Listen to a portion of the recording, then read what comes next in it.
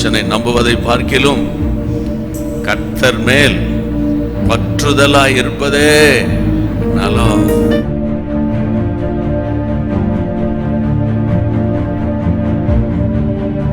உம்மோடு பேசுறதுக்கு டைமே இல்லாம போச்சு. ஆனால் என்னை தாங்கினீரே, தப்புவித்தீரே, என்னை கழுவுமையா.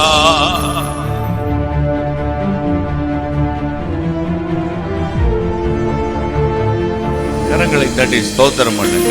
ஸ்தோத்திரம், ஸ்தோத்திரம், ஸ்தோத்திரம், ஸ்தோத்திரம், ஸ்தோத்திரம்.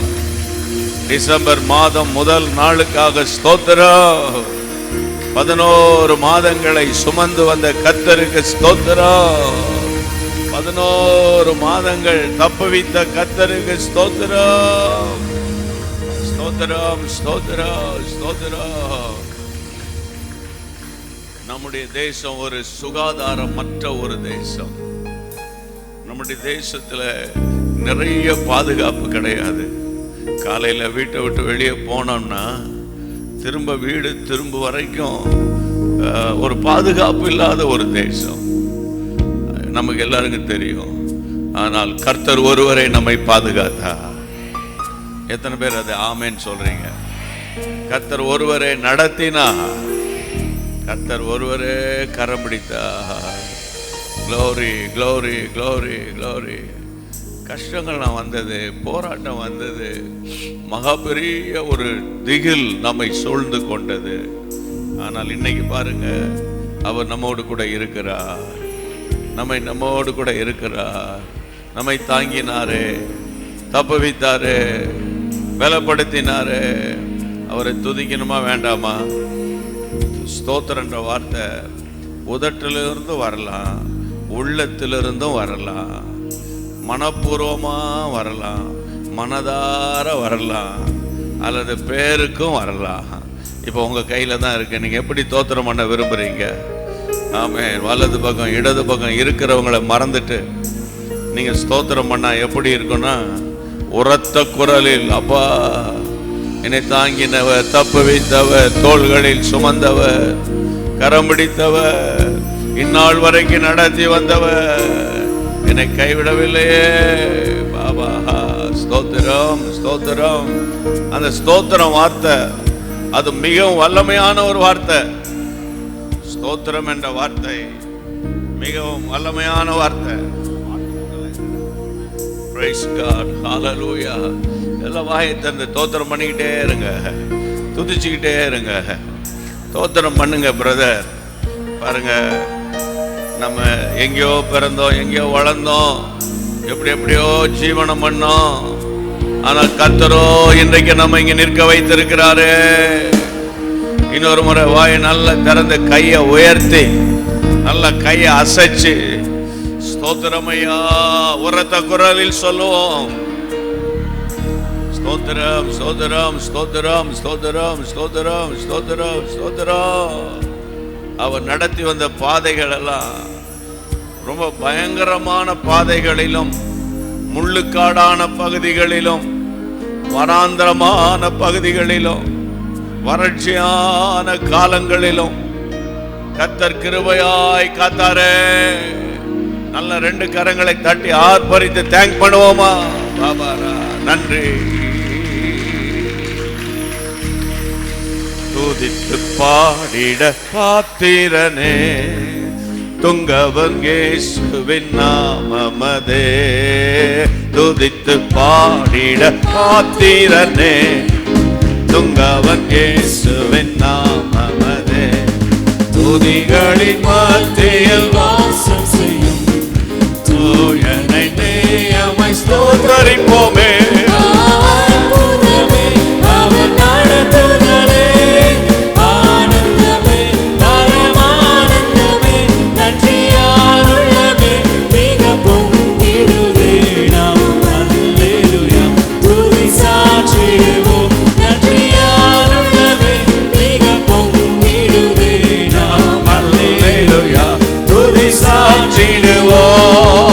கடந்த நாட்களில் கண்மணி போல் கருத்துடன் நம்மை காத்தாரே.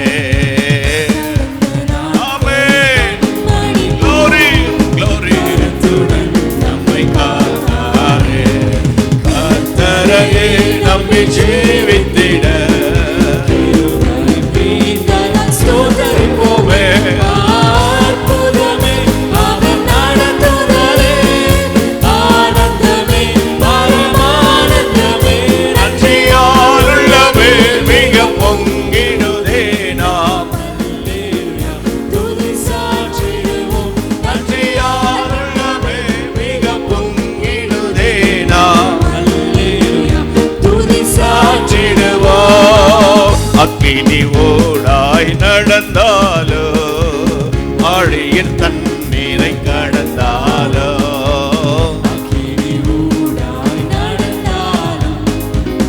ஆழியின் தண்ணீரை கடந்தாலோ, சோதனையோ மிக பெருகினாலோ, ஜெயம் நமக்கே தான். ஸ்தோத்தரிப்போமே.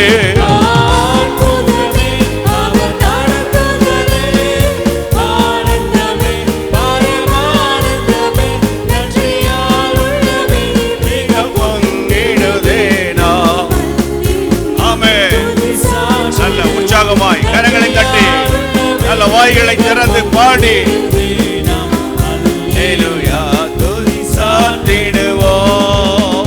இந்தவர் நாம் திர யாத்திரையில் இன்பரம் இயேசு நம்மோடு இருப்பார். இன்பரம் இயேசு நம்மோடு இருப்பார். போகையிலும் நம் வருகையிலும் புகலிடமானது ஸ்தோத்தரிப்போமே.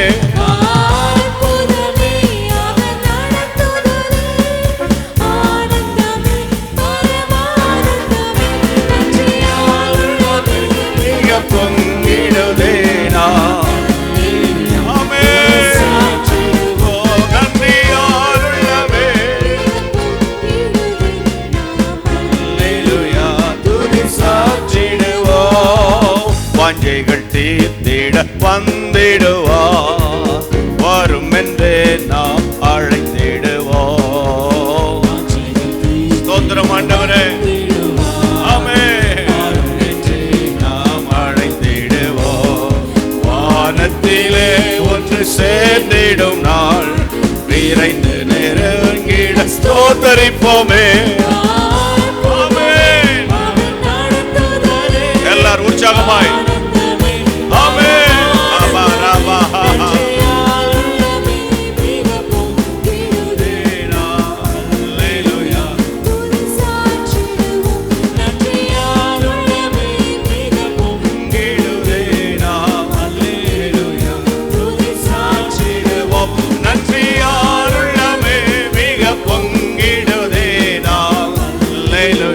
துதி சாற்றிடுவோம். நன்றியால் உள்ளமே. அப்பா ஆண்டவரே கடைசி வரைக்கும் நடத்தினீரே. நன்றியால் உள்ளமே. ஹல்லேலூயா நன்றியால்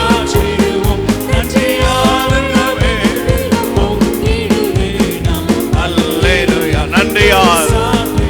வா.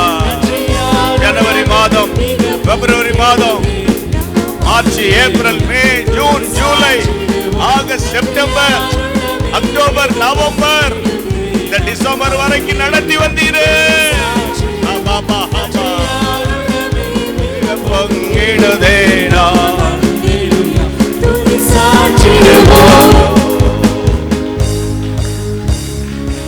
ஆமா அப்பா. ஆமென். ஸ்தோத்திரம் ஆண்டவரே. ஸ்தோத்திரம் ஆண்டவரே. ஸ்தோத்திரம் ஆண்டவரே. ஸ்தோத்திரம் ஆண்டவரே. ஸ்தோத்திரம் ஆண்டவரே. உமக்கு மகிமை உண்டாவதாக. உமக்கு மகிமை உண்டாவதாக. கர்த்தர் ஒருவரே அவனை வழி நடத்தினார். கர்த்தர் ஒருவரே அவனை வழி நடத்தினார். உபாகமம் 32:12 கர்த்தர் ஒருவரே அவனை வழி நடத்தினார். அந்நிய தேவன் அவரோடு இருந்ததில்லை. கர்த்தருடைய பிள்ளைகளே, அப்பா நடத்தினாங்க, அம்மா நடத்தினாங்க, அண்ணன் சோறு போட்டான், மாமியார் இதை பண்ணாங்க, என் ஃப்ரெண்டு இதை செய்தான், நீ சொல்லலாம். ஆனா உண்மை என்ன தெரியுமா? கர்த்தர் ஒருவரே உங்களை நடத்தினார். கர்த்தர் ஒருவர் தான் நடத்தினார். கர்த்தர் ஒருவர் தான் நடத்தினார். அப்ப ஆண்டவரை பார்த்து, ஆண்டவரே நீங்க தான் நடத்தினீங்கன்னு சொல்லுங்க. சொல்லுங்க, வலது கரத்தை உயர்த்தி சொல்லுங்க. நீங்க தான்ப்பா என் வீட்டை, என் பிள்ளைகளை, என் வேலையை, அப்பா என் கையின் பிரயாசத்தை, வருமானத்தை, என் பரிசுத்தமுள்ள வாழ்க்கையை, என் வாலிப நாட்களை, ஆண்டவரே கர்த்தாவே எங்க ஊழியங்கள் எல்லாம், என் தொழிலெல்லாம் நீங்க தான்ப்பா நடத்துனீங்க. நீங்க தான் நடத்துனீங்கப்பா. ஒத்துக்கொள்ளுகிறோம். ஸ்தோத்திரம், ஸ்தோத்திரம், ஸ்தோத்திரம், ஸ்தோத்திரம், ஸ்தோத்திரம். உமக்கு ஸ்தோத்திரம். உமக்கு ஒருவருக்கு ஸ்தோத்திரம். உமக்கு ஒருவருக்கு ஸ்தோத்திரம். இந்த டிசம்பர் மாதம் முதல் நாள், 11 மாதங்கள் ஓடிவிட்டது. கடைசி மாதம். கர்த்தர் சுத்தமானால், நமக்கு ஜீவனையும் சுகத்தையும் கர்த்தர் கொடுப்பாரானால், கர்த்தருடைய வருகை தாமதிக்குமானால், ஆசீர்வாதமான, வெற்றிகரமான, ஜெயமுள்ள 2019 காண்போம். அதற்கு முன்பு மனதார அவரை துதிக்கவும், அவர் செய்த நன்மைகளை திரும்பி பார்க்கவும், அவரை உயர்த்தவும், அதே வேளையில் அடுத்த ஆண்டுக்கு ஆயத்தப்படவும், கர்த்தர் நமக்கு முன்பாக வைத்திருக்கிற ஆசீர்வாதங்களை சுதந்தரிப்பதற்கு நம்மை தகுதிப்படுத்திக் கொள்ளவும், இன்று முதல் 21 நாட்கள் தொடர் உபவாச ஜெபம், சில மாதங்களாக உங்களுக்கு அறிவித்தது போல அந்த நாளும் வந்துவிட்டது. உபவாச ஜெபத்தை நாம் துவங்கி விட்டோம். ஒண்ணு சொல்றேன், நிறைய பேருக்கு ஆசை, வேலைக்கு கட்டாயம் போய் தான் ஆகணும். நிறைய பேருக்கு ஆசை, குடும்ப சூழ்நிலை. நிறைய பேருக்கு விருப்பம், ரொம்ப தூரமா இருக்க, இப்படி நிறைய கஷ்டங்கள். அவங்கள விட நம்மெல்லாம் பெரியவங்க இல்ல, கர்த்தருடைய கிருபையினால ஓடி வந்திருக்கிறோம். மனுஷனை நம்புவதை பார்க்கிலும் கர்த்தர் மேல் பற்றுதலாய் இருப்பதே நலம். நாசியில் சுவாசம் உள்ள மனுஷனை நம்பாதீங்க. அவன் நம்பப்படுவதற்கு, எண்ணப்படுவதற்கு எம்மாத்திரம். மனுஷனோ முகத்தை பார்க்கிறார், கர்த்தரோ இருதயங்களை பார்க்கிறார். ஆகவே கர்த்தருடைய சத்தத்தை நான் கேட்கணும். கர்த்தருடைய வருகைக்கு நான் ஆயத்தப்படணும். என் குடும்பத்தை ஆதாயப்படுத்தணும். என் குடும்பத்தில் நான் முன்னேற முடியாதபடிக்கு என்னை தடுத்து நிறுத்துகிற போராட்டம் என்ன, அதை கண்டுபிடிக்கிறது தான் இந்த உபவாச நாட்கள். கர்த்தருக்கு மகிமை உண்டாவதாக. தகப்பனே, உம்மை மகிமைப்படுத்துகிறோம்பா. ஆண்டவரே, அப்பிரோஜனமான எங்களுக்கு நீங்க கொடுத்த ஒரு பெரிய சந்தர்ப்பம் என்னன்னா, உம்மை தேடுவதற்கு. உம்மை தேடுவதற்கு சந்தர்ப்பம் இல்லாமையே நிறைய பேருக்கு போயிருச்சுப்பா. அவங்க மட்டும் உம்மை தேடி இருந்தாங்கன்னா, அவங்களுக்கு மட்டும் ஜெபிக்கிறதுக்கு டைம் கிடைச்சிருந்தா தப்புவிக்கப்பட்டிருப்பாங்க. ஆண்டவரே, நாங்க ஒரு பெரிய பரிகாரம் செய்யல, பயங்கரமான ஒரு ஆண்டவரே ஆழமான ஆண்டவர் ஆன்மீக வாழ்க்கையும் செய்யல. ஒன்னே ஒண்ணு மட்டும் எங்க மேல நீர் வைத்த கிருபை. கிருபை. எல்லாரும் சொல்லுங்க கிருபை. இன்னொரு முறை சொல்லுங்க கிருபை. அப்படி கையை உயர்த்தி சொல்லி பாருங்களேன், உங்களுடைய கிருபை. ஒன்றுமில்லா நேரத்திலெல்லாம் என எனக்கு உதவி செய்த கிருபை இது. ஒன்றுமில்லா நேரத்திலெல்லாம் எனக்கு உதவி செய்த கிருபை இது. கிருபையே கிருபையே மாறாத நல்ல கிருபையே. கிருபையே கிருபையே மாறாத நல்ல கிருபையே. உங்க கிருபைதான் என்னை தாங்குகின்றது. டிசம்பர் 1ஆம் தேதி வரைக்கும் கிருபைதான் ஆமென். என்னை நடத்துகின்றது. கிருபைதான் என்னை தாங்குகின்றது. உங்க கிருபைதான் என்னை நடத்துகின்றது. இது மட்டும் நம்ம சொல்லிக்கிட்டே இருந்தா போதும். அவருடைய கிருபை நம்மை தாங்கும், தப்புவிக்கும், பலப்படுத்தும், உயர்த்தும், உன்னதமான அனுபவங்களை தரும். கரங்களை தட்டி தேங்க் பண்ணுங்க.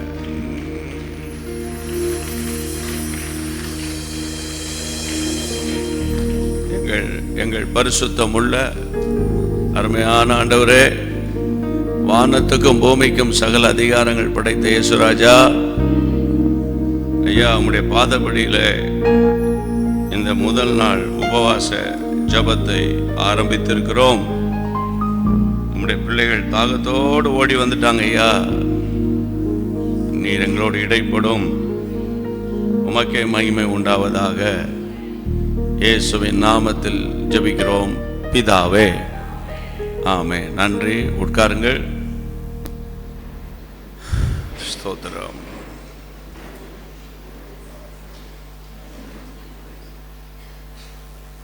கைகளை உயர்த்தி முதலாவது ஆண்டவரை மையப்படுத்துவோமா? ஆமென். சில மாதங்களாக நாம் முன் அறிவித்தது போல கர்த்தருடைய அளவற்ற கிருபையினால் இந்த டிசம்பர் மாதம் முதல் நாள் 1ஆம் தேதி ஆண்டவருடைய தயவுனாலே நம்ம 21 நாட்கள் ஆண்டவர் பாதத்தில் காத்திருந்து ஜெபிப்பதற்கு கர்த்தர் நமக்கு தருணத்தை தந்திருக்கிறார். கர்த்தர் ஸ்தோத்திரம். இந்த முதல் நாளிலேயே நீங்கள் தீர்மானம் எடுத்து இந்த ஜெபத்துக்கு போயிடணும் என்ற நோக்கத்தோடு சமீபம் தூர இடங்களில் வந்திருக்கிறீங்க. கர்த்தர் அதை கனப்பண்ணுவார். ஆமென். ஆரம்ப மணி நேரத்தில் ஒன்று சொல்கிறேன். நீங்கள் எந்த அளவுக்கு ஆண்டவரை நெருங்குறீங்களோ அந்த அளவுக்கு அவருடைய பிரசன்னத்தை நீங்கள் ஃபீல் பண்ண முடியும். பொதுவாக நம்ம நல்லா பாடிக்கிட்டு இருந்தோம் பிரதர், ஒரு மகிமை வந்து இறங்குச்சு, நல்ல ஒர்ஷிப் நடத்தும் போது ஒரு ஆண்டவருடைய பிரசன்னம் வந்து இறங்குது அப்படின்னு சொல்கிறோம். அவருடைய பிரசன்னெல்லாம் வந்து இறங்கலை, நாம் அவர் பிரசன்னத்துக்குள்ளே போகிறோம். அதான் உண்மை. சில பேருக்கு இங்கே வந்து ஜெபம் பண்ணாதான் ஒரு இறங்குது அப்படின்னா, பொதுவாகவே எந்த இடத்துல நீங்கள் அடிக்கடி ஜெபிச்சுக்கிட்டே இருக்கீங்களோ அந்த இடத்துல ஒரு தேவ மகிமை இருக்கும்.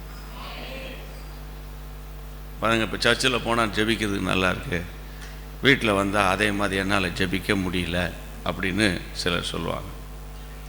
அப்போ சர்ச்சில் தான் ஆண்டவரை பூட்டி வச்சுருக்கு, வீட்டில் அவர் வரமாட்டார் அப்படியா?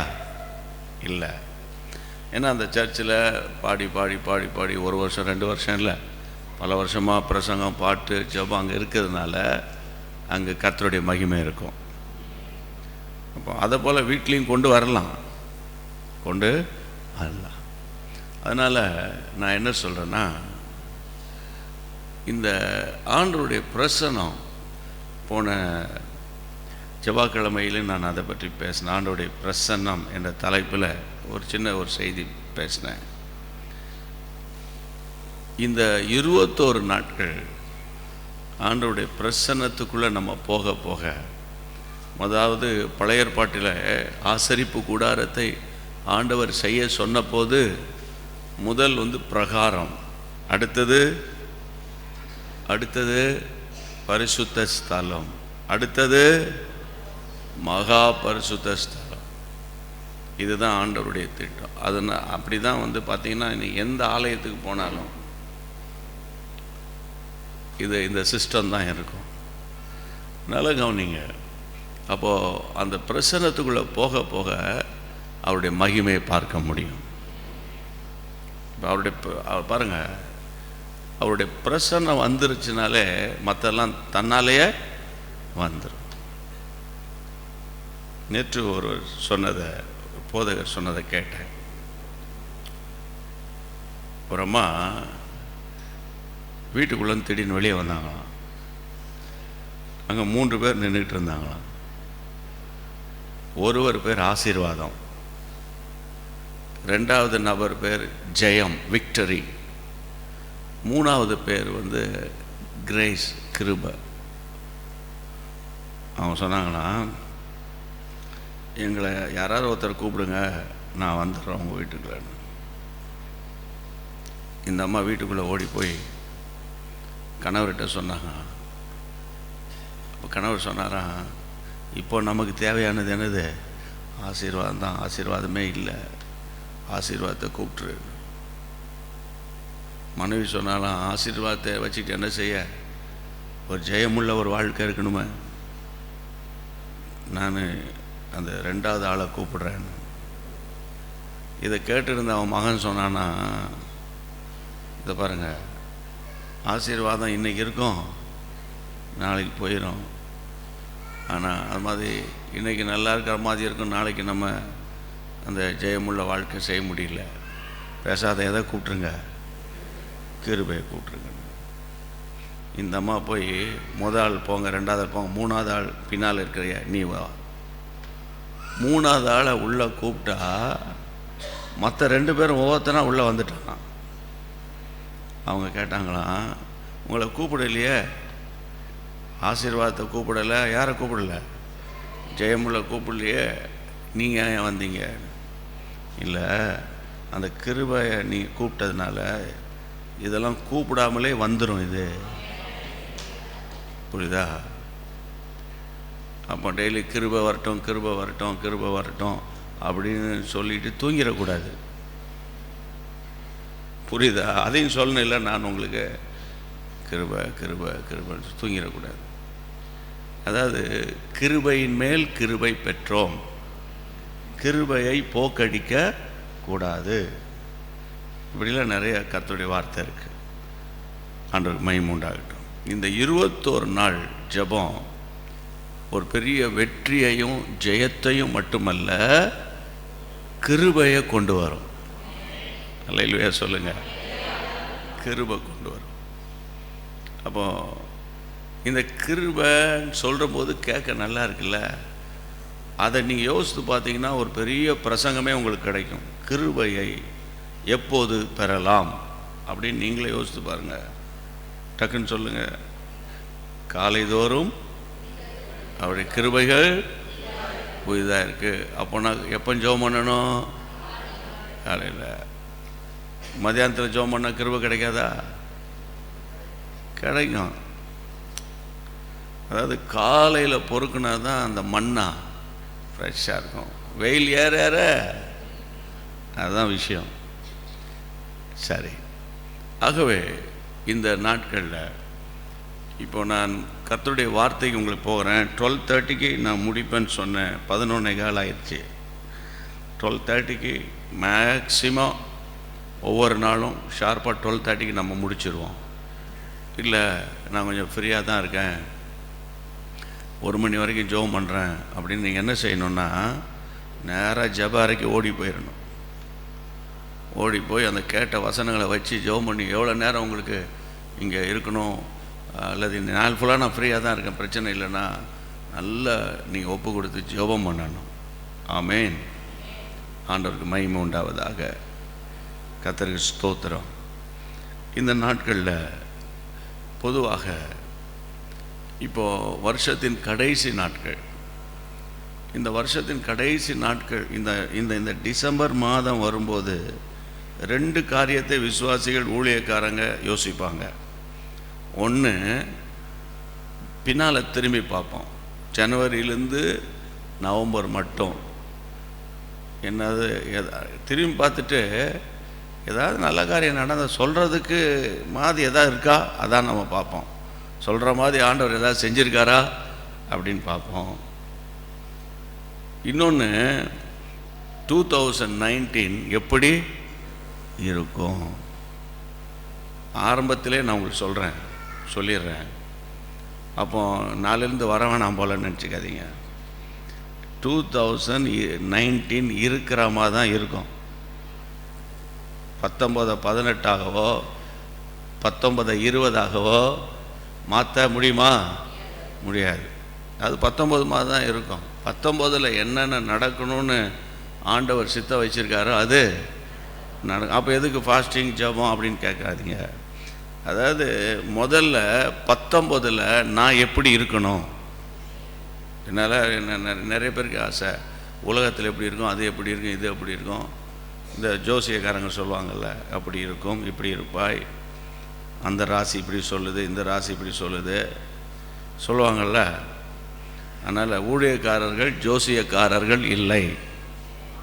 சொல்லுங்களேன், ஊழியக்காரர்கள் அப்புறம் ஜோசியக்காரர்கள் இல்லை. கிளி ஜோசியத்துக்கு இடம் இல்லை. கிளி ஜோசியத்துக்கு இடம் இருக்கா? கிளி ஜோசியம் என்ன தெரியுமா உங்களுக்கு? இப்போ 1ஆம் தேதி அந்த 31ஆம் நைட்டில் நிறையா சபைகள் இந்த வாக்குத்தத்தங்கள்லாம் கொடுப்பாங்க பார்த்தீங்களா? நிறையா ஸ்டிக்கரில் அந்த ட்ரேயில் வச்சு கொடுப்பாங்க. நல்ல அது விசுவாச வார்த்தைகள். அந்த வார்த்தைகளை வச்சு நம்ம என்ன செய்யணும்? ஜெபம் பண்ணணும். ஆனால் நம்ம என்ன செய்வோன்னா, உனக்கு என்ன வந்திருக்கு, எப்படியா, உனக்கு காட்டு, எனக்கு காட்டு. அதுக்கு பேர் தான் கிளி ஜோசியம். கிளி ஜோசியம் யாரும் கிளியை கொண்டு வந்து வைக்கிறது இல்லை. புரியுதா? நான் என்ன சொல்கிறேன்னா, இந்த இந்த இந்த டிசம்பர் மாதம் முழுவதும் கர்த்தர் சமூகத்தில் நீங்கள் காத்து இருந்துட்டீங்கன்னா, கர்த்தருடைய நாமத்தினால சொல்கிறேன், 2019 உங்களுக்கு ஒரு பிரமாதமான வருஷமாக இருக்கணும். அதில் மாற்றமே இல்லை. அதில் எப்படி நீங்கள் சொல்கிறீங்க, அழுத்தமாக சொல்கிறீங்க, அதான் சொல்கிறேன். கர்த்தரை தேடுகிறவனுக்கோ, அதுதான், வேற ஒன்றும் இல்லை. கர்த்தரை தேடுகிறவனுக்கோ ஒரு நன்மை, ஒரு நல்ல ஒன்றே ஒன்று இல்லை. தமிழ் புரியுதில்ல? ஒரு நன்மையும் உங்களுக்கு 100 நன்மை செய்யணுன்னா 99 செஞ்சுட்டு ஒன்று அவர் வச்சிட மாட்டார், பேலன்ஸாக 100ஐயும் செய்வார். விசுவாசிக்கிறீங்களா? ஆமென். அடுத்தது, கர்த்தரை நம்புகிறவன், அவ்வளோதான் விஷயம். கர்த்தரை நம்புகிறவன் செழிப்பான். சரி, நான் இந்த வருஷம் நம்பலையா என்ன? நம்புறதுனால தானே சர்ச்சுக்கு போனோம், நம்புறதுனால தானே இங்கே ஜெபத்துக்கு வரோம், நம்புறதுனால தானே ஆண்டவரை தேடுறோம். அப்போ நான் செழிக்கலை. கேள்வி வருதா இல்லையா? கேள்வி வருதா இல்லையா? நம்பணும். ஆனால் அதில் என்ன குளறுபடின்னு தான் இன்றைக்கி பார்க்க போகிறோம். புரியுதா? நல்ல கவனிங்க. டாக்டர்கிட்ட போகிறோம், காய்ச்சல், ஒரு 3 நாளைக்கு இந்த டேப்லெட் சாப்பிடுங்கன்னு சொல்கிறாங்க. ஆனால் இப்போ உள்ள காய்ச்சலுக்கெல்லாம் டைரெக்டாகவே அவங்க என்ன செஞ்சிடறாங்க டாக்டர்ஸு. இந்த ஃப்ளூ வருதுல்ல, என்ன ஃப்ளூ? ஸ்வைன் ஃப்ளூ வருது. அதனால் அந்த 3 நாள்லாம் பார்க்க வேண்டாம், நீ பேசாமல் இந்த மாத்திரை என்ன செஞ்சிரு. அந்த அளவுக்கு அந்த அசம்ஷனில் எல்லா இடத்துலையும் பரவதை வச்சு சொல்கிறாங்க. புரியுதுங்களா? அதுக்கும் ஜுரம் கேட்கலன்னொன்னே அடுத்தது பிளட் டெஸ்ட் போகணும். இல்லை, பிளட் டெஸ்ட் போகணும். பிளட் டெஸ்ட்டை பார்த்து தான் உங்களுக்கு என்ன செய்ய முடியும், அடுத்த ட்ரீட்மெண்ட்டுக்கு போக முடியும். இப்போ 11 மாதம் நிறைய பிரசங்கெல்லாம் கேட்டாச்சு. இன்னையிலேருந்து பிளட் டெஸ்ட்டு, அப்புறம் பிளட் டெஸ்ட்டுக்கு பிறகு என்னது, ஸ்கேன் இருக்குது. அது அப்டமன் ஸ்கேனாக இருக்கலாம், அது சிடி ஸ்கேனாக கூட இருக்கலாம். புரியுதுங்களா? அந்த ஸ்கேன்லேயும் கொஞ்சம் டாக்டர்ஸ்க்கு டவுட்டாக இருந்தால் அடுத்தது என்ன ஸ்கேனு? எம்ஆர்ஐ.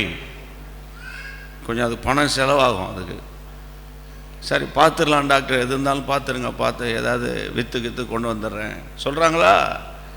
அதனால் இந்த மாதம்லாம் டெஸ்ட்டு, புரியுதுங்களா?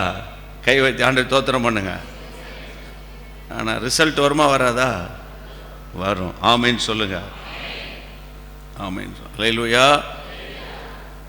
நேற்று ஒரு தம்பி வந்தார். அவர் சொன்னார், என்னன்னே தெரியல, ஒரு மாதிரி விரக்தியாக இருக்குது, என்னன்னே தெரியல, மன அழுத்தமாக இருக்குது, என்னன்னே தெரில. அவ்வளோ ஒன்று அழுதுட்டான். நான் கேட்டேன், உனக்கும் ஒய்ஃப் சொன்னேன். ஐயோ இல்லை, எம்ஏ பிஎட் இப்போ வேலை பார்க்குறாங்க அப்படின்னு. அவன் அப்படி போயிட்டு இருந்தான். அந்த பக்கம் போன ஆள் இது டக்குன்னு இப்படி திரும்பிட்டானா. இங்கே வரணும்னு நான் நினைக்கல, நீங்கள் இருப்பீங்கன்னு நான் நினைக்கல, யாராவது ஒருத்தர்கிட்ட ஜெபிச்சுட்டு போகலான்னு வந்தேன். நானும் கொஞ்சம் பிஸியாக இருந்தேன். சரி, அப்புறம் ஒய்ஃப்கிட்ட தான் நீ ஜெபம் பண்ணி கொஞ்சம் அனுப்பிடுன்னு சொன்னேன். அவன் சொன்னான், ரொம்ப டிப்ரெஷனாக இருக்கார், கொஞ்சம் ஒரு 5 நிமிஷம் பேசிட்டா நல்லா இருக்கும்னு. அப்புறம் நான் பேசினா அவன் சொல்கிறான், என்னன்னே தெரில. நான் சொன்னேன், உன் பிரச்சனைக்கு பிளட் டெஸ்ட் எடுத்தால் கூட பிளட்டில் ஒன்றும் இல்லைன்னு தான் சொல்லுவாங்க. முன்னாள் நாள் தான் ஏன் எடுத்தேன். அப்புறம் சொல்கிறான், ஒன்றும் இல்லைன்னு சொல்லிட்டாங்க. அப்புறம் சொல்கிறான், ஆண்டவர் அவன்கிட்ட பேசிகிட்டு இருக்கும்போது எனக்கு உணர்த்துறாரு, இது பிளட் டெஸ்ட்டில் தெரியாது, தெரியுமா? தெரியாது. அப்புறம் வேறு காரியம், அதை அவங்கள்ட்ட சொல்ல முடியாது. ஜெபம் பண்ணோம், ஆண்டவர் அவனோடு பேசினார். ஆமென். அல்லேலூயா. அதனால் உபவாச ஜெபத்துக்கு வந்தால் எனக்கு அது வந்துடும், இது வந்துடும், எல்லாம் வரும்.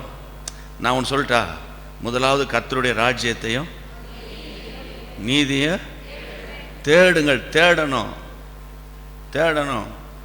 சில பேருக்கு டேபிள்லே எல்லாம் வச்சுருப்பாங்க, எங்கெங்கேயோ பீரோவெல்லாம் தேடிக்கிட்டு இருப்பான். கடைசியில் எங்கே இருக்குது? டேபிளில் இருக்குது. பாக்கெட்லேயே செல்ஃபோன் இருக்கும், இருக்கா இல்லையா? அங்கே காணோம், இங்கே தான் வச்சான், யாரோ எடுத்துகிட்டு போயிட்டாங்க, எனக்கு தெரியும் அவங்க தான் எடுத்துகிட்டு போயிருக்கணும், அவங்க அப்பமே வந்தாங்க, எனக்கு அப்பமே அந்த மூஞ்சி சரியில்லை, அது திருட்டு மூஞ்சியாக இருக்குது, அப்படி இப்படின்னு சொல்லி பயங்கரமாக எரிஞ்சு விழுந்த கடைசியில் பார்த்தா எங்கே இருக்குது? பாக்கெட்டில் இருக்குது. புரியுதுங்களா? இப்போ இந்த நாட்களில் ஆவியானவர் எப்படி நம்மை நடத்துகிறாரோ அதுக்கு நீங்கள் ஒப்பு கொடுத்துடணும். ஆமீன் சொல்லுங்க. ஹல்லேலூயா. எவர்கள் தேவனுடைய ஆவியினாலே நடத்தப்படுகிறார்களோ அவர்கள் கர்த்தருடைய புத்திரர், பிள்ளைகள். அப்போ நான் என்ன சொல்கிறேன்னா, நம்ம ஆவியினாலே நடத்தப்படணும். எப்படி நடத்தப்படணும்? ஆவியான எப்படி வேணால் நடத்துவார். புரியுதுங்களா? ஆவியான நடத்துகிறார். 4 மணிக்கு தான் முடிக்க மாட்டேன், பயப்படாதீங்க. என்ன சொல்கிறீங்க? அதனால் நீங்கள் வரும்போதே இந்த மைண்ட் செட்டப்பில் வாங்க. இன்றைக்கி ஆண்டவர் என்ன பேசுவார் தெரில, என்ன சொன்னாலும் நான் ஏற்றுக்கிறேன், என்ன சொன்னாலும் ஏற்றுக்கிறேன்னு தான் வரணுமே தவிர, இந்த என் புருஷன் மட்டும் இன்றைக்கி வராது போயிட்டானே, அவனுக்காக தானே அப்படின்ற மாதிரி நீங்கள் யோசித்துட்ருக்காதீங்க. புரியுதுங்களா? அப்போது நம்ம ஒப்பு கொடுக்கும்போது கர்த்தர் நம்மை பலப்படுத்துவார். ஆண்டவருக்கு மகிமை உண்டாவதாக. தொடர்ந்து 21 நாள் தொடர்ந்து இங்கே நம்ம ஜெபம் பண்ணுவோம் என்ற ஒரே பாரம். கர்த்தர் இதை ஏன் நடத்துன்னு உணர்த்தினார்னா, நம்ம ஜனங்கள் ஆசீர்வாதமாக இருக்கணும். கர்த்தருடைய பிள்ளைங்க எப்படி இருக்கணும்? ஆசீர்வாதமாக இருக்கணும். கர்த்தருடைய பிள்ளைங்க சந்தோஷமாக இருக்கணும். கர்த்தருடைய பிள்ளைங்க ஊழியம் செய்யணும். கர்த்தருடைய பிள்ளைங்க என்ன செய்யணும்? ஊழியம் செய்யணும். ஊழியம் செஞ்சு ஆத்துமாக்களை ஆதாயம் பண்ணி உங்கள் சபைகளுக்கு, பாஸ்டர் இந்த அம்மாவை பஸ் ஸ்டாண்டில் மீட் பண்ணேன், இந்த ஐயாவை அங்கே மீட் பண்ணேன், இவர் அங்கே மீட் பண்ணேன், இந்த அம்மாவை பிரதர்ஸ் சொல்கிறேன், இந்த அம்மாவை அங்கே மீட் பண்ணேன்னு அவள் பின்னால் போயிடக்கூடாது, கொண்டு வரணும் இங்கே சர்ச்சுக்கு. புரியுதுங்களா? அதனால் பாரத்தோடு நான் சொல்கிறேன், கர்த்தருடைய நாமத்தினால சொல்கிறேன். நீங்கள் ஒரு பெரிய தீர்மானத்தோடு இந்த ஃபாஸ்டிங் ப்ரேயரில் கலந்து கொள்ளணும். கடந்தெல்லாம் பிசாசனுடைய சொல்கிறேன், அதையும் சொல்கிறேன். பிசாசு என்ன சொல்லுவான், நீ என்னத்தை சாதிச்சுட்ட, இனி ஃபாஸ்டிங் ப்ரேயரில் என்னத்தை சாதிக்க போகிற, நீ என்ன இருந்தாலும் அப்படி தான் இருப்ப. போன வருஷம் கூட 21 நாள் இருந்த, நடுவில் வேறு நம்ம 7 நாள் ஜெபம் வச்சோம். ஜூன் மாதம் அந்த வருஷத்தின் மைய பகுதியில் 7 நாள் ஃபாஸ்டிங் ப்ரேயர் வச்சோம். எல்லாம் போகிற வர எல்லாம் நல்லா தான் இருக்குது, ஆனால் ஒன்றுமே மாற்றம் இல்லையே. அப்படியே தானே இருக்க. நல்ல கவனிங்க, நம்ம எப்படி இருக்கிறோன்னு நமக்கு தெரியும், நம்ம எப்படி இருக்கணும்னு கர்த்தருக்கு தெரியும். கை வைத்து அல்லேலூயா சொல்லுங்க. ஆகவே நீங்கள் ஒன்று சொல்கிறேன், நீங்கள் ஒருவர் தான் உங்கள் வீட்டில் ரட்சிக்கப்பட்டிருக்கீங்க, கவலைப்படாதீங்க. உங்கள் நிமித்தம் உங்கள் முழு குடும்பத்தை கர்த்தர் கொண்டு வருவார். அல்லேலூயா. நோவாவின் காலத்தில் பயங்கரமான பாவம் நிறைந்த உலகம். அப்போ ஆண்டவர் சொன்னார், பேழையை உண்டாக்குன்னு சொன்னார். வேதத்தில் வாசிக்கிறோம், அந்த பேழையை மிருகங்களுக்கு மட்டும் அவன் உண்டாக்கலை, தன்னுடைய குடும்பத்தை ரட்சிக்கும்படிக்கு அவன் தன் பேழையை உண்டாக்கினான். அதான் வசனம். அதனால் உங்கள் ஒருவர் நிமித்தம் உங்கள் வீட்டில் ஒரு பெரிய எழுப்புதல் வரும். எழுப்புதெல்லாம் வெறும் சோத்திரம் அல்லேலூயா ஆமென் அது மட்டும் இல்லை, ப்ராஸ்பெரிட்டி, சந்தோஷம், ஆரோக்கியம், விடுதலை, இதெல்லாம் வரும். கர்த்தர் செய்வார். அதை ஆண்டவருக்கு மகிமை உண்டாகட்டும். சரி, வேகமாய் கர்த்தருடைய வசனத்துக்கு போகலாம். நீங்கள் வாசிக்க வேண்டிய முக்கியமான வசனம் எஸ்தரின் புத்தகத்திலிருந்து இன்றைக்கி நம்ம வாசிக்கலாம். எஸ்தர் 3ஆம் அதிகாரம் 1 வசனம். இந்த நடவடிக்கைகளுக்கு பின்பு ராஜாவாகிய அகாஸ்வேரு அமதேத்தாவின் குமாரனாகிய ஆமான் என்னும் ஆகாகியனை மேன்மைப்படுத்தி தன்னிடத்தில் இருக்கிற சகல பிரபுகளுக்கும் மேலாக அவனுடைய ஆசனத்தை உயர்த்தி வைத்தான். கர்த்தருக்கு மகிமை உண்டாகட்டும். இன்றைக்கு நான், ஆண்டவரே, எங்களை ஆசீர்வாதத்துக்கு நீங்கள் தகுதிப்படுத்தணும், எங்களை ஆசீர்வாதத்துக்கு நீங்கள் நேராக நடத்தணும், ஆசீர்வாதத்தை நீர் எங்களுக்கு கூறும்போது, சொல்லும்போது அதுக்கு நாங்கள் முதல்ல பாத்திரவான்களாக நடக்கணும். ஆசீர்வாதத்துக்காக தான் இன்றைக்கி மனுஷர்லாம் ஓடுறாங்க, வேலைக்கு அங்கே இங்கேன்னு ஓடுறாங்க. சில பிள்ளைகளை வெளிநாட்டுக்கு அனுப்பி வைக்கிறாங்க. பிள்ளைகளை போய் வேலை செய்யட்டும், ராத்திரி பகலில் வேலை செய்கிறாங்க, காலையில் போகிறாங்க, நைட்டில் வராங்க, பணம் வருது. இப்போ பாருங்கள், உண்மை ஒத்துக்கோங்க, பணம் வருதா இல்லையா? போய் சொல்லாமல் சொல்லுங்க, வருதா இல்லையா? அதுக்குன்னு 50 லட்ச ரூபா வருதா இல்லையான்னு கேட்கல, 5000 வருதா இல்லையா? வருது. அந்த 5000 ரூபாயில் சந்தோஷம் இருக்கா? அதான் முக்கியம். 5000 ரூபாயில் சந்தோஷம் இருக்கா?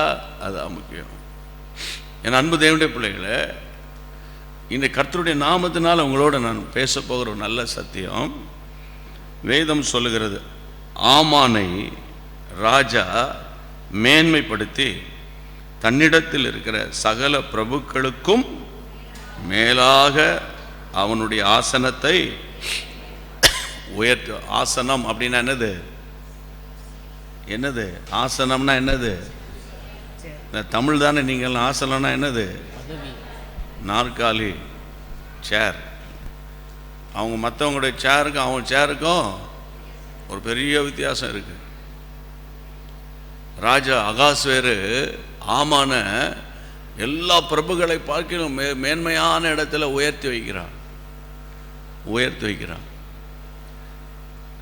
ஆனால் இந்த ஆமானுடைய பின்னான வாழ்க்கையை பார்த்தா ரொம்ப ஒரு கவலையும் வேதனையும், அவனுடைய முடிவு மகா பயங்கரம் இல்லை? நம்ம எல்லாருக்கும் தெரியும். இன்றைக்கி நான் வேகமாக ஒரு டைம் இருக்கிற வரைக்கும் உங்களோடு நான் இந்த ஆமான் வீழ்ச்சி அடைந்ததுக்கு என்ன காரணம், ஆமான் தோற்று போனதுக்கு என்ன காரணம், அப்படின்னு நான் சொல்கிறத விட அந்த ஆமானுக்குள்ளே கிரியை செய்த ஆவிகள் என்னது? கிரியை செய்த ஆவி என்ன? இன்னைக்கு பார்த்தீங்கன்னா உங்கள் எல்லாருக்கும் தெரிந்த வசனம் எபேசியர் 6ஆம் அதிகாரத்தில் நம்ம எல்லாருக்கும் தெரியும் இல்லை? மாம்சத்தோடும் இரத்தத்தோடும் எந்த வசனம்? 6:12 வாசி கேட்போம். ஏனெனில் மாம்சத்தோடும் இரத்தத்தோடும் அல்ல, மாம்சத்தோடு இரத்தத்தோடும் அல்ல, துரைத்தனங்களோடும் அதிகாரங்களோடும் பிரபஞ்சத்தின் அந்தகார லோகாதிபதிகளோடும் வான மண்டலங்களில் உள்ள பொல்லாத ஆவிகளின் சேனைகளோடும் நமக்கு போராட்டம் உண்டு. நல்லா கவனிக்க வேண்டிய ஒரு சத்தியத்தை உங்களோட அன்போடு பேசுறேன். ஒண்ணு தெளிவா புரிஞ்சுக்கோங்க. நான் ஆசீர்வாதமாக இருப்பது தேவ சித்தம். ஏன்னா அதுக்கு வசனம் என்ன சொல்லுது? இஸ்ரவேலை ஆசீர்வதிப்பதே. ஆமாம், நீங்களும் நானும் ஆசீர்வாதமாக இருப்பதான் கர்த்தருக்கு பிரியம். புரியுதுங்களா உங்களுக்கு? ஆமான ராஜா வேதம் சொல்லுகிறது எப்படி வைத்தான்? மேன்மை. அந்த வசனம் எல்லாம் குறிச்சுக்கணும் நீங்க. மேன்மைப்படுத்தி தன்னிடத்தில் இருக்கிற எல்லா பிரபுக்களை காட்டிலும் மேலான அவனுடைய சேரை, அவனுடைய ஆசனத்தை உயர்த்தி வைத்து அந்த ஆமான கனப்படுத்தி வச்சிருக்கிறான். ஒரு மனிதனை கர்த்தர் உயர்த்தினா அப்படிதான் உயர்த்துவார். ஆமேன்னு சொல்லுங்க. சரி, அந்த ஆமானின் முடிவு பயங்கரம், கொடூரம், சஞ்சலம். அப்ப இப்படி உயர்த்தப்பட்டவன் எப்படி தாழ்த்தப்பட்டான் அப்படின்னா, அவனுக்குள்ள கிரியை செய்த ஆவிய இப்போ நம்ம அடையாளம் கண்டுபிடிக்க போறோம். சரிங்களா? அந்த ஆவியை கண்டுபிடிக்க போறோம். நான் ஏற்கனவே எபேசியர் 6:12 வாசிக்க சொல்லிட்டேன். நமக்கு விரோதமாக எழும்புகிற அந்த ஆவிகளை தான் நம்ம ஃபைண்ட் அவுட் பண்ணணும், கண்டுபிடிக்கணும். ஏன்னா நமக்கு அந்த எபேசியர் 6:12 துவக்கமே எப்படி இருக்குன்னா, மாம்சத்தோடும், பல முறை நான் உங்களோடு பேசியிருப்பேன், மாம்சத்தோடும் இரத்தத்தோடும் சொல்லுங்க. அப்படி போகாதீங்க. அதை பாருங்களேன், எல்லாம் சேர்ந்து வாசிங்க. அந்த வசனத்தை எல்லாம் சேர்ந்து வாசிங்கன்னா, அந்த பைபிள் இல்லாதவங்க தான் ஸ்கிரீனை பார்க்கணும், பைபிள் இருக்கிறவங்க பைபிளை தான் பார்க்கணும். ஸ்கிரீன் அவங்க வீடு வரைக்கும் வருமா ஸ்கிரீனு? பைபிளை வாசிங்க. இப்போ எல்லாம் சேர்ந்து வாசிங்க. ஒரு வெயிட் பண்ணுங்க. மாம்சத்தோடும் அல்ல. இன்னொரு முறை சொல்லு. மாம்சத்தோடும் இரத்தத்தோடும் அல்ல. இன்னொரு முறை சொல்லுங்க. சரி, அல்ல தமிழுக்கு இன்னொரு தமிழ்ல இல்ல. மாம்சமும் இரத்தத்தோடும் அல்ல அப்படின்னா, மாம்சமும் இரத்தமும் எங்க இருக்கு? மனுஷன்தான் இல்ல, மாம்சம் உள்ள என்ன ஓடுது? அப்போ பவுல் என்ன சொல்றாரு? உனக்கும் எனக்கும் மனுஷனால போராட்டமே. இதை நீங்க புரிஞ்சுக்கோங்க. மனுஷனால போராட்டமே இல்லை. அவர் மாறிட்டாரா நல்லா இருக்கும். அந்த ஆஃபீஸர் போயிட்டாருன்னா என் காரியம் சைன் பண்ணி கொடுத்துறாரு. இவன் இருக்கிற வரைக்கும் லஞ்சம் வாங்குவான், இவனுக்கு தெரியாத வரவன் அதை விட வாங்குவான்னு. புரியுதுங்களா உங்களுக்கு? அப்போ அவரால் தான் பிரச்சனை, அவதான் தான் பிரச்சனை. மாமியார் ஐயோ அந்த கிளவி எப்போ சாகுதோ, அந்த அம்மாவில் தான் பிரச்சனை, இவனால தான் பிரச்சனை. அந்த பையன் நல்ல பையன், அந்த அம்மா தான் கெடுத்துருது. நிறைய வீட்டில் இப்படி பிரச்சனை இருக்குல்ல, இப்போ இருக்கா இல்லையா? என் பையன் நல்லா வந்தான், அவன் கெடுத்து விட்டான், இவன் கெடுத்து விட்டான் அப்படின்னு நம்ம ஒருத்தரை நம்ம சொல்கிறோம்ல. இப்போ ஆழமாக நீங்கள் யோசித்து பார்த்தீங்கன்னா, நமக்கு விரோதமாய் போராடுகிற ஆவிகள் என்னது? ஆவிகள். அந்த ஆவியை, இந்த பூமியில நிறைய ஆவி, வான மண்டலத்தில் உள்ள இந்த வான மண்டலத்தில் பொல்லாத ஆவி டிராவல் பண்ணிக்கிட்டே இருக்கும்.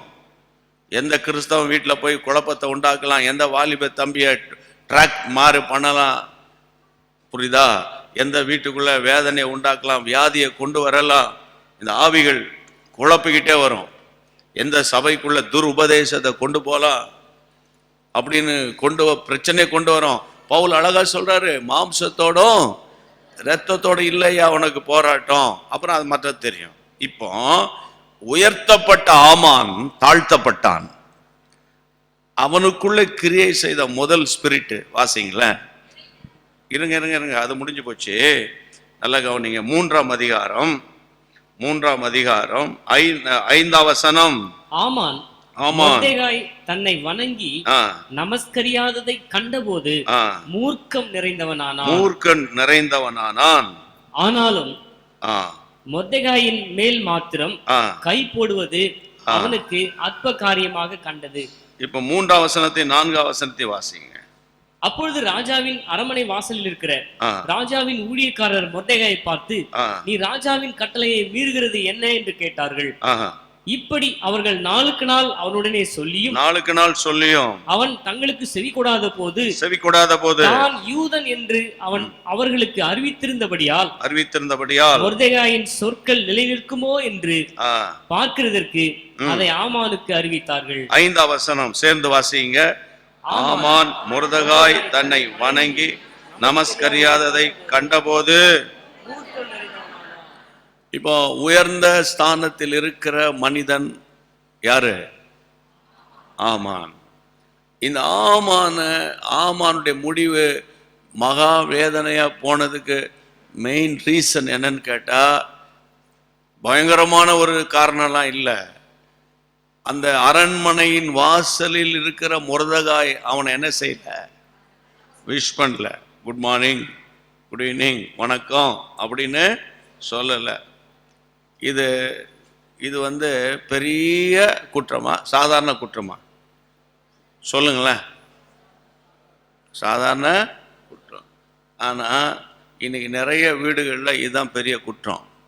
நிறைய சர்ச்சில் கூட என்னது, அந்த அம்மா என்ன பிரைஸ் லார்ட் சொல்ல. புரியுதுங்களா? நான் மாமியார் வீட்டுக்கு போனேன், அந்த அம்மா ஒரு காஃபி கொடுக்கல, உட்காருன்னு சொல்ல. சேர் போட்டிருக்க, உட்கார வேண்டியதானே நீ?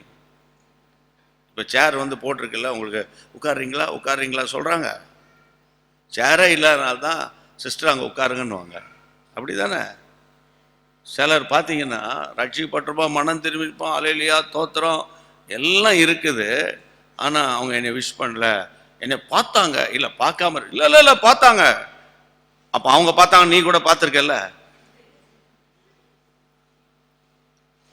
அவங்க பார்த்தாங்கன்னா நீ பார்த்துருக்கே இல்லையா? பார்த்துருக்கல. இல்லை நாங்கள் வயசில் பெரியவங்கல்ல. பைபிள் அழகா சொல்லுது, கனம் பண்ணுகிறதுல முந்திக் கொள்ளுங்கள் அப்படின்னு இருக்கு வசனம். கனம் பண்ணதுல முந்திக் கொள்ள. அவன் பிரைஸ் லார்ட் சொன்னதான் பிரைஸ் லார்ட் சொல்றது. அவன் வீட்டுக்கு வரமாட்டேன், என் வீட்டுக்கு வரமாட்டேன், அங்கே மட்டும் வரமாட்டேன், வேற எங்கே வேணா வரேன் அப்படின்னு சில ஆட்கள் சொல்றதை நீங்கள் பார்த்துருக்கீங்களா? அப்போ பார்த்தீங்கன்னா இப்போ நம்ம பைபிள் வாசிப்போம், ஜெபம் பண்ணுவோம், சில வசனங்கள்லாம் மனப்பாடமாக சொல்லுவோம், ஃபாஸ்டிங் ப்ரேயருக்கு முன்னால் நிற்போம், எல்லாம் கரெக்டாக இருப்போம். ஆனால் அண்ணன் தம்பி வீட்டுக்கு போக மாட்டோம். அங்கே நேற்று தான் வந்திருப்பான், அவள் வீட்டில் போய் உட்காந்து காஃபி போட்டு குடிச்சிட்டு இருப்பான். காஃபி குடிப்பான்னு சொல்லலை, என்ன சொன்னேன்? காஃபி போட்டு குடிச்சிக்கிட்டு இருப்பான். அந்த வார்த்தையெல்லாம் மறந்துடாதீங்க. அப்போ பாருங்க, இவன் வந்து மேன்மையான ஸ்தானத்தில் கர்த்தர் இந்த ஆமான ராஜா மூலமா உயர்த்தி வச்சிருக்காரு. ராஜா அவனை உயர்த்தி வச்சிருக்கான். ஆனா வாசல்ல இருக்கிற மொர்தெகாய் அவனை வந்து வணங்கவில்லை, நமஸ்கரிக்கவில்லை என்று சொன்ன உடனே அவனுக்குள்ள என்ன வந்தது? மூர்க்கம் நிறைந்தவன். கோபம் வேற, என்னது? மூர்க்கம் வேற. கோபம் வேற, மூர்க்கம் வேற. இன்னைக்கு நான் பாரத்தோடு உங்களோடு பேசுறேன். நம்முடைய நிறைய ஆசீர்வாதங்களை இழந்ததுக்கு காரணம் இந்த மூர்க்க வெறி. அப்படின்னா என்னத்தான்? அதை ப்ராக்டிக்கலாக சொன்னோன்னா கையில் கிடக்கிற தூக்கி அடிப்பான். சில பேர் செல்ஃபோனை அடிக்கடி தூக்கி அடித்து உடைச்சிருவான், தெரியுமா? செல்ஃபோனை தூக்கி அடிச்சுடுவான், உடைச்சிருவான். வாங்கின கடன் கூட அடைச்சிருக்க மாட்டான், செல்ஃபோனுக்கு உடைச்சி விடுவான். பாத்திரத்தை தூக்கி அடிப்பான். எல்லாம் பயங்கரமாக பண்ணுவானுங்க வீட்டுக்குள்ள. ஆனால் வெளியே வந்தால் தெரிய மாட்டேங்குது. மூர்க்கம். அப்போ மூர்க்க வேறு இன்னைக்கு நம்முடைய ஆசீர்வாதத்துக்கு இடைஞ்சல். கோபம் கொண்டாலும் பாவம் அதோட முடியுது அந்த வசனம். சூரியன் அஸ்தமிப்பதற்கு முன்பு உன் கோபம் என்ன செய்யணும் அப்படின்னா என்ன அர்த்தம்? சூரியன் எப்போ அஸ்தமிக்கும்? சாயந்தரம். சாயந்தரம் அப்புறம் சாப்பிட்டு எங்கே போனோம்? படுக்கைக்கு போனோம். அந்த நாளை நீ முடிக்கிறதுக்கு முன்னால காம்ப்ரமைஸ் பண்ணிடணும். அப்படிப்பட்ட பிரசங்கம் கேட்குறீங்களா? ஏதோ தற்செயலாக வீடுகளில் பிரச்சனைகள் வருமா வராதா?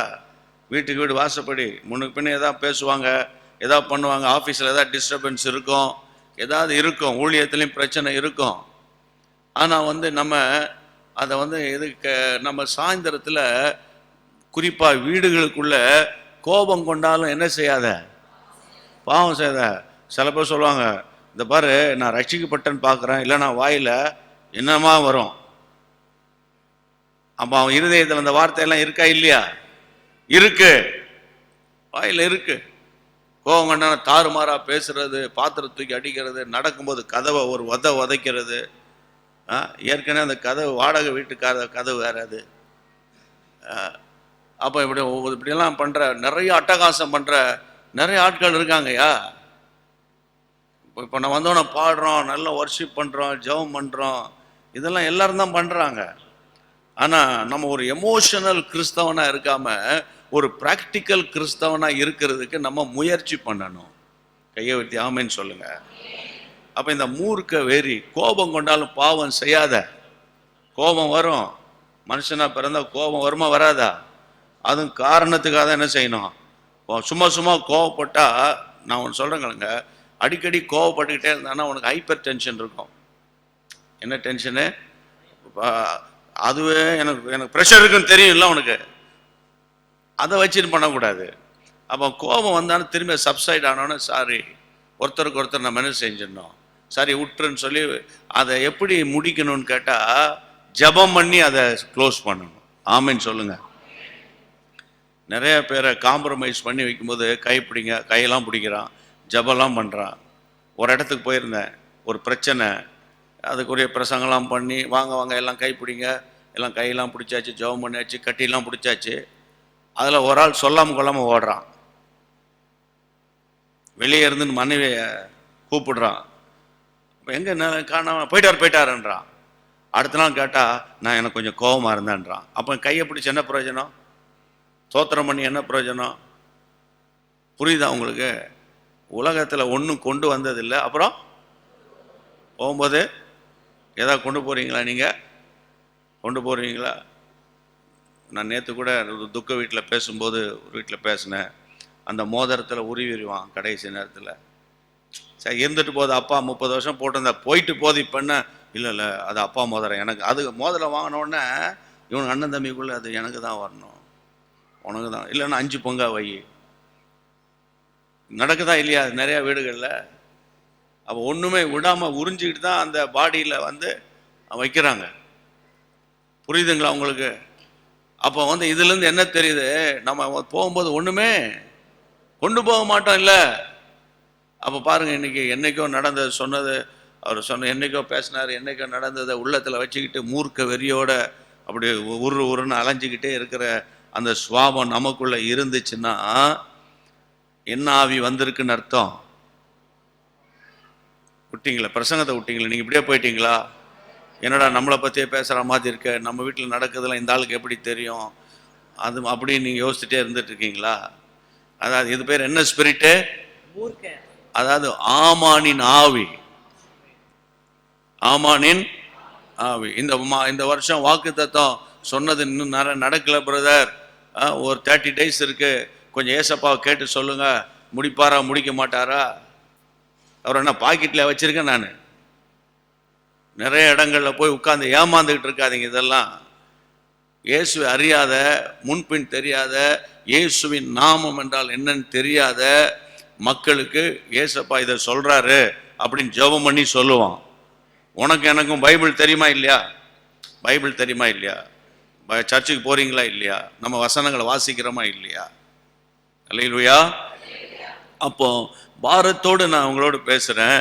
இந்த ஆமான் மேன்மையான ஸ்தானத்தில் இருந்தாலும் அவனுக்கு மொர்தெகாய் மேல ஒரு மூர்க்க வெறி இருந்ததுனால அவனுடைய வாழ்க்கையில் ஒரு பெரிய பிரச்சனை தடம் புரளுவதற்கு அதுதான் முதல் படி. தடம் புரள்வதற்கு. அதுதான் என்னது? 2வது படி வாசிங்களேன். அதே 3:6.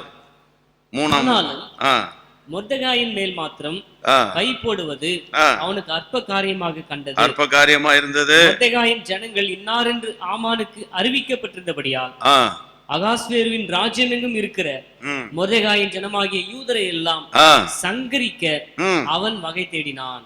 இந்த மூர்க்கம் தன்னுடைய நெக்ஸ்ட் லெவல், மூர்க்க வெறியினுடைய அடுத்த கட்டம். வசனம் சொல்லுகிறத விசாரிக்கிறான். இவன் யாரு, எந்த ஊரு, இவர் யாரு அப்படின்னு விசாரிச்சா சொல்றாங்க, இவன் ஒரு யூதன். இவன் யாரு? யூதன். வசனம் சொல்லுகிறது, உடனே அவன் தீர்மானம் பண்ணிட்டான், அகாஸ்வேரின் ராஜ்யம் எங்கும் இருக்கிற மொர்தெகாயின் ஜனமாகிய யூதர் எல்லாரையும், 6ஆம் வசனத்தின் பின்பாகத்தை நான் வாசிக்கிறேன். ஜனமாகிய யூதர் எல்லாரையும் சங்கரிப்பதற்கு அவன் வகை தேடினான். வகை தேடினான். தமிழுக்கு இன்னொரு தமிழ் என்ன சொல்றீங்க? சரி, உங்களுக்கு சமயம் பார்க்குறான். Very good. இங்கிலீஷில் சொல்றது என்னது? பிளான் பண்ணுறான், இல்லை திட்டம் பண்ணுறான். எப்படியாகிலும் இவனை பாருங்க, நமஸ்கரிக்காம விஷ் பண்ணாதது இவன் ஒருத்தந்தான். ஆனால் அந்த ஸ்பிரிட் என்ன சொல்லுது? அவனை சார்ந்த யூதர் எல்லாரையுமே சங்கரிக்கிறதுக்கு என்ன செய்யறான்? வகை தேடுகிறான். வகை தேடுகிறான். உன்னை எப்படியாவது பண்ணிடணும், ஒரு வழி பண்ணிடணும். வேதம் சொல்லுகிறது, சங்கரிப்பதற்கு வகை தேடுகிறான். கர்த்தருடைய பிள்ளைகளை, இந்த முதல் நாள் ஃபாஸ்டிங் பிரேயர்ல ஆண்டவர் நம்மை சுத்திகரிக்க விரும்புகிறார். இவங்களை எப்படி மடக்கிறதுன்னு வகை தேடிட்டு இருக்கீங்களா? சில நேரத்தில் தவறா போறவனை பாதுகாக்கிறதுக்கு வகை தேடிக்கிட்டு இருக்கீங்களா? சில ஒரு தவறான காரியத்தை சொல்லுவார், இல்ல இல்ல அது சரிதான், அவர் சொல்ற சார் தான், அவர் சொல்ற சார் தான், அப்படி இப்படின்னு பண்றீங்களா? அந்த காலத்துல எங்க அம்மா கிட்ட ஏதாவது ஒன்று சொன்னாங்கன்னா, நாங்க செஞ்சிருக்க மாட்டோம், இன்னொருத்தன் செஞ்சிருப்பான். எங்க அம்மா எங்களை போட்டு அடி அடிப்பாங்க. எங்க அடிப்பாங்கன்னா, எங்க சொல்றாங்களோ அங்கே அடிப்பாங்க. இந்த காலத்துல அப்படி செய்ய முடியுமா? கடைசியில் எங்களுக்கு அதில் கொஞ்சம் கூட சம்பந்தம் இருக்காது. செஞ்சிருப்பான்னு. ஆனால் சமீப காலத்தில் சில பெற்றோரை பார்க்குறேன், செஞ்சிருப்பான, என் பையன் செய்ய மாட்டானு, என் பொண்ணு செய்யாத. அதில் வர இங்கிலீஷ் சான்ஸே இல்லையே.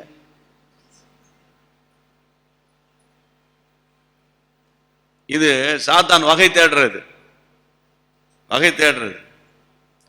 இன்னைக்கு நான் பாரத்தோடு உங்களோட நான் பேசுறேன்.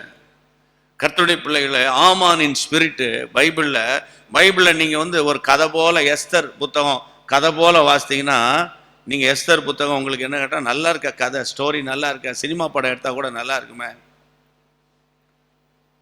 அப்படின்னு தான் வரும். ஆனா வேத வசனங்கள் எல்லாம் எப்படி இருக்கு? தேவனுடைய ஆவினால் அருளப்பட்டிருக்கிறது. ஆமென் சொல்லுங்க. வேத வசனங்கள் எல்லாம் தேவனுடைய ஆவினால. அப்போ வேத வசனங்களை வாசிக்கும் போது பரிசுத்த ஆவியானுடைய ஒத்தாசையோடு நம்ம வாசிக்கணும். அப்பதான் அதற்கு பின்னால் இருக்கிற சத்தியங்களை, கருத்துக்களை நமக்கு ஆண்டவர் சொல்லி கொடுப்பாரு. புரியுதுங்களா உங்களுக்கு? அப்போ இன்னைக்கு கர்த்தருடைய நாமத்தினால இந்த ஆமானின் ஆவி முதல்ல அவன் விஷ் பண்ணல, அதான் மெயின் ரீசன். வந்தோன்னு அவனுக்குள்ள வந்தது ஒண்ணு என்னது? மூர்க்க வெறி. அடுத்தது என்னது? சங்கரிப்பதற்கு வகை தேடுகிறான். 3ஆம் அதிகாரத்தினுடைய 9ஆம் வசனத்திற்கு வாங்க. ராஜாவுக்கு சம்மதியானால், ராஜாவுக்கு சம்மதமா இருந்தா அழிக்க வேண்டும் என்று எழுதி அனுப்ப வேண்டியது. வெயிட் பண்ணுங்க. 3வது ஸ்பிரிட் என்னது? அழிக்கணும். 3வது ஸ்பிரிட் என்னது? அழிக்கணும். இன்னைக்கு நான் சமீபத்தில் கேள்விப்படுறேன், கிறிஸ்தவம் கூட பில்லி சூனியம் செய்யறான்னு கேள்விப்படுறேன். கிறிஸ்தவம் கூட என்ன செய்யறாங்க? பில்லி சூனியம். நான் சமீபத்தில் ஒரு தேசத்துக்கு போயிருந்தேன்.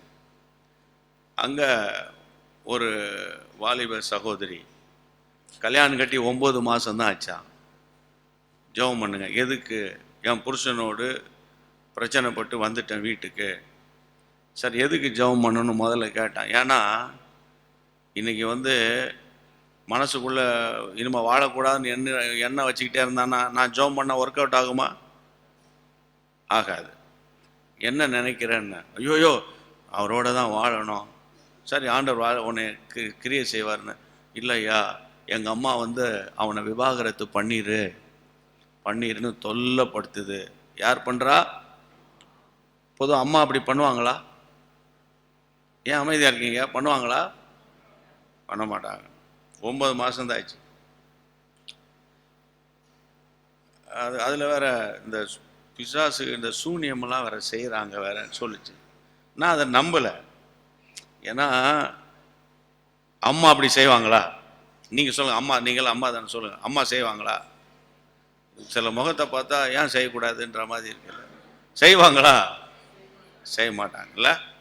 ரட்சிக்கப்படாத அம்மா கூட செய்வேன். ஏதோ கல்யாணம் ஆயிடுச்சு, அதில் வேற எல்லாம் பார்த்து தான் வச்சுருக்காங்க கல்யாணம் ஆயிடுச்சுன்னு. சரிம்மா ஜெபம் பண்ணுவோம், ஆண்டவர் கிருபை செய்வார்னு ஜெபம் பண்ண உடனே பயங்கரமாக பிசாசு அலகழிச்சு உள்ளேருந்து வருது. முதல்ல அவளை பார்த்தா ரொம்ப டீசெண்டாக இருந்துச்சு. நான் நினச்சேன் இதெல்லாம் சும்மா நான் ப்ராக்டிக்கலாக நினச்சேன், இவர்கிட்டலாம் பிசாசு இருக்குமா? பொதுவாக அந்த காலத்தெல்லாம் பிசாசு பிடிச்சவ வந்தால் தலைச்சிவாமல் கொள்ளாமல் குளிக்காமல் கொள்ளாமல் அழுக்கு சேலை அது மாதிரி ஆண்களும் அப்படி தான். பிசாசு பிடிச்சவங்களாம் அப்படி தான் வருவான். ஆனால் இப்போ வர பிசாசுலாம் ரொம்ப கொஞ்சம் டெவலப் ஆகிருக்குல்ல. சமயத்துக்கு ஏற்ற மாதிரி, சூழ்நிலைக்கு ஏற்ற மாதிரி, சர்ச்சுக்கு ஏற்ற மாதிரி. சில சர்ச்சில் வந்து சேலை கட்டணும், சில சர்ச்சில் பேண்ட்டு போடணும், சில சர்ச்சில் வந்து ஜீன்ஸ் போடணும். அதுக்கு ஏற்ற மாதிரி டெவலப் ஆகிக்குது இல்லைம்மா? என்ன சொல்கிறீங்க? அப்போ வந்து ரொம்ப ரொம்ப டீசெண்டாக அந்த சிஸ்டர் இருந்தாங்களா, ஜெபம் பண்ணணும் அவ்வளவுதான். கர்த்தர் இறங்கின உடனே உள்ளே இருக்கிற ஆவி வருது, பேசுது, முடியாது போக மாட்டேன் வச்சு அப்படி இப்படின்னு. அப்புறம் அந்த சகோதரிகள்லாம் வந்து ஜெபிச்சாங்க, அவங்கக்கிட்ட ஹேண்ட் ஓவர் பண்ணி அப்புறம் வந்துட்டேன்னு வைங்களேன். இப்போ நான் எதுக்கு இதை சொல்ல வரேன்னா, இந்த தாயை அழிக்கணும்னு வகை தேடுறா. இப்படிப்பட்ட உலகத்தில் வாழ்ந்துட்டு இருக்கோம் நம்ம. காரணம் என்னன்னா, அம்மா சொல்கிறபடி என்ன செய்யணுமா? நாடகம். அவள் தான் கல்யாணம் பண்ணியாச்சு, 9 மாதம் ஆச்சு, எல்லாரும் தெரிஞ்சுதான், எல்லாரும் சம்மதத்தோடு தான் நடந்திருக்கு. என்ன ஒன்று தாய்க்கு பிடிக்கலையா? யாருக்கு பிடிக்கல? நான் கேட்குறேன், தாயா வாழ போறா?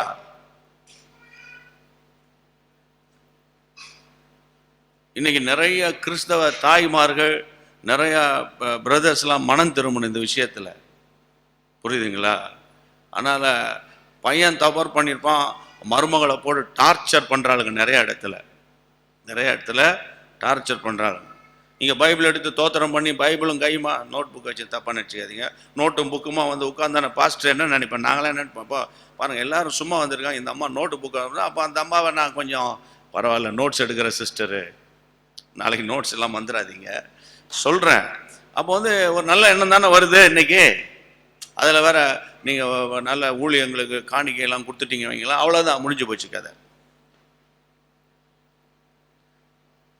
ஆனால் கர்த்தரே சார்ந்து இருக்கிறவங்ககிட்டலாம் அதெல்லாம் நடக்காது.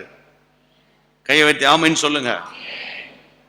அப்போ வசனம் சொல்லுகிறது 9ஆம் வசனத்தில் 3வது ஸ்பிரிட்டு, அந்த ஸ்பிரிட் கிரியை செய்து ராஜாவுக்கு சம்மதமாக இருந்தால், சம்மதியானால் அவர்களை அழிக்கணும். அப்ப ராஜாவோட இருதயத்தை மாத்திட்டா இவன் என்ன செஞ்சிடலாம்? அழிச்சிடலாம். அழிக்கிற ஆவி. இன்னைக்கு என்ன ஆவி? குடும்பத்தை அழிக்கிற ஆவி கிரியை செய்து, விசுவாசிகளை அழிக்கிற ஆவி கிரியை செய்து. இன்னைக்கு பாருங்க, நீங்க வேணா பாருங்க, நீங்களே நெஞ்சில கை வச்சு, ஆரம்பத்தில் இருந்த மாதிரி என்னுடைய ஆன்மீக வாழ்க்கை இருக்கா? இந்த கை இங்க இருக்கிறதுலே பெரிய சாட்சி என்ன சாட்சி? வெரி குட், கரெக்டாக சொல்றீங்க, மனசாட்சி. ஆரம்ப காலத்தில் இருந்த ஜப வாழ்க்கை என்கிட்ட இருக்கா? ஆரம்பத்தில் இருந்த ஒரு பயம் என்கிட்ட இருக்கா? ஆரம்பத்தில் இருந்த தியாகம், அப்படின்னு தியாகம் என்ன தெரியுமா? 8 மணிக்கு சர்ச்சுனா 7:30 மணிக்கே போய் உட்காந்துக்கிட்டு இருக்கிறது, அந்த தியாகம்லாம் இருக்கா இன்னைக்கு? முழங்கால் ஜபம் இருக்கா? அதெல்லாம் கிடையாது, இப்போ கிடையாது. நம்ம டெவலப் ஆயிட்டோம்ல. நம்ம ஆரம்பத்திலேருந்து வைராக்கியம் இருக்கா? இல்லை. உடனே நீங்கள் என்ன சொல்லுவீங்க? இவரெல்லாம் அந்த பழைய காலத்து பிரசங்கியாருங்க இப்படி தான் பேசுவாங்க. அப்போ ஆமானின் ஸ்பிரிட்டு இன்னைக்கு நமக்குள்ளே வந்துடக்கூடாது.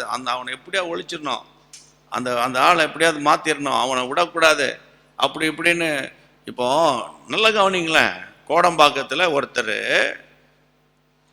சபையில் சாட்சி சொல்றாரு, ஒரு விசுவாசி சாட்சி சொல்றாரு. கோடம்பாக்கத்தில் என்ன சொல்றாருன்னா, நான் ஒரு மளிகை கடை ஆரம்பித்த கையோட ஏத்தாப்புல ஒருத்தன் மளிகை கடை ஆரம்பிச்சு விட்டான்.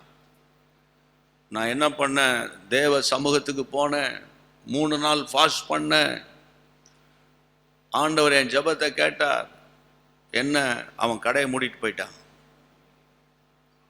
இப்போ என் கடை நல்லா இருக்கு. அது சாட்சியாது.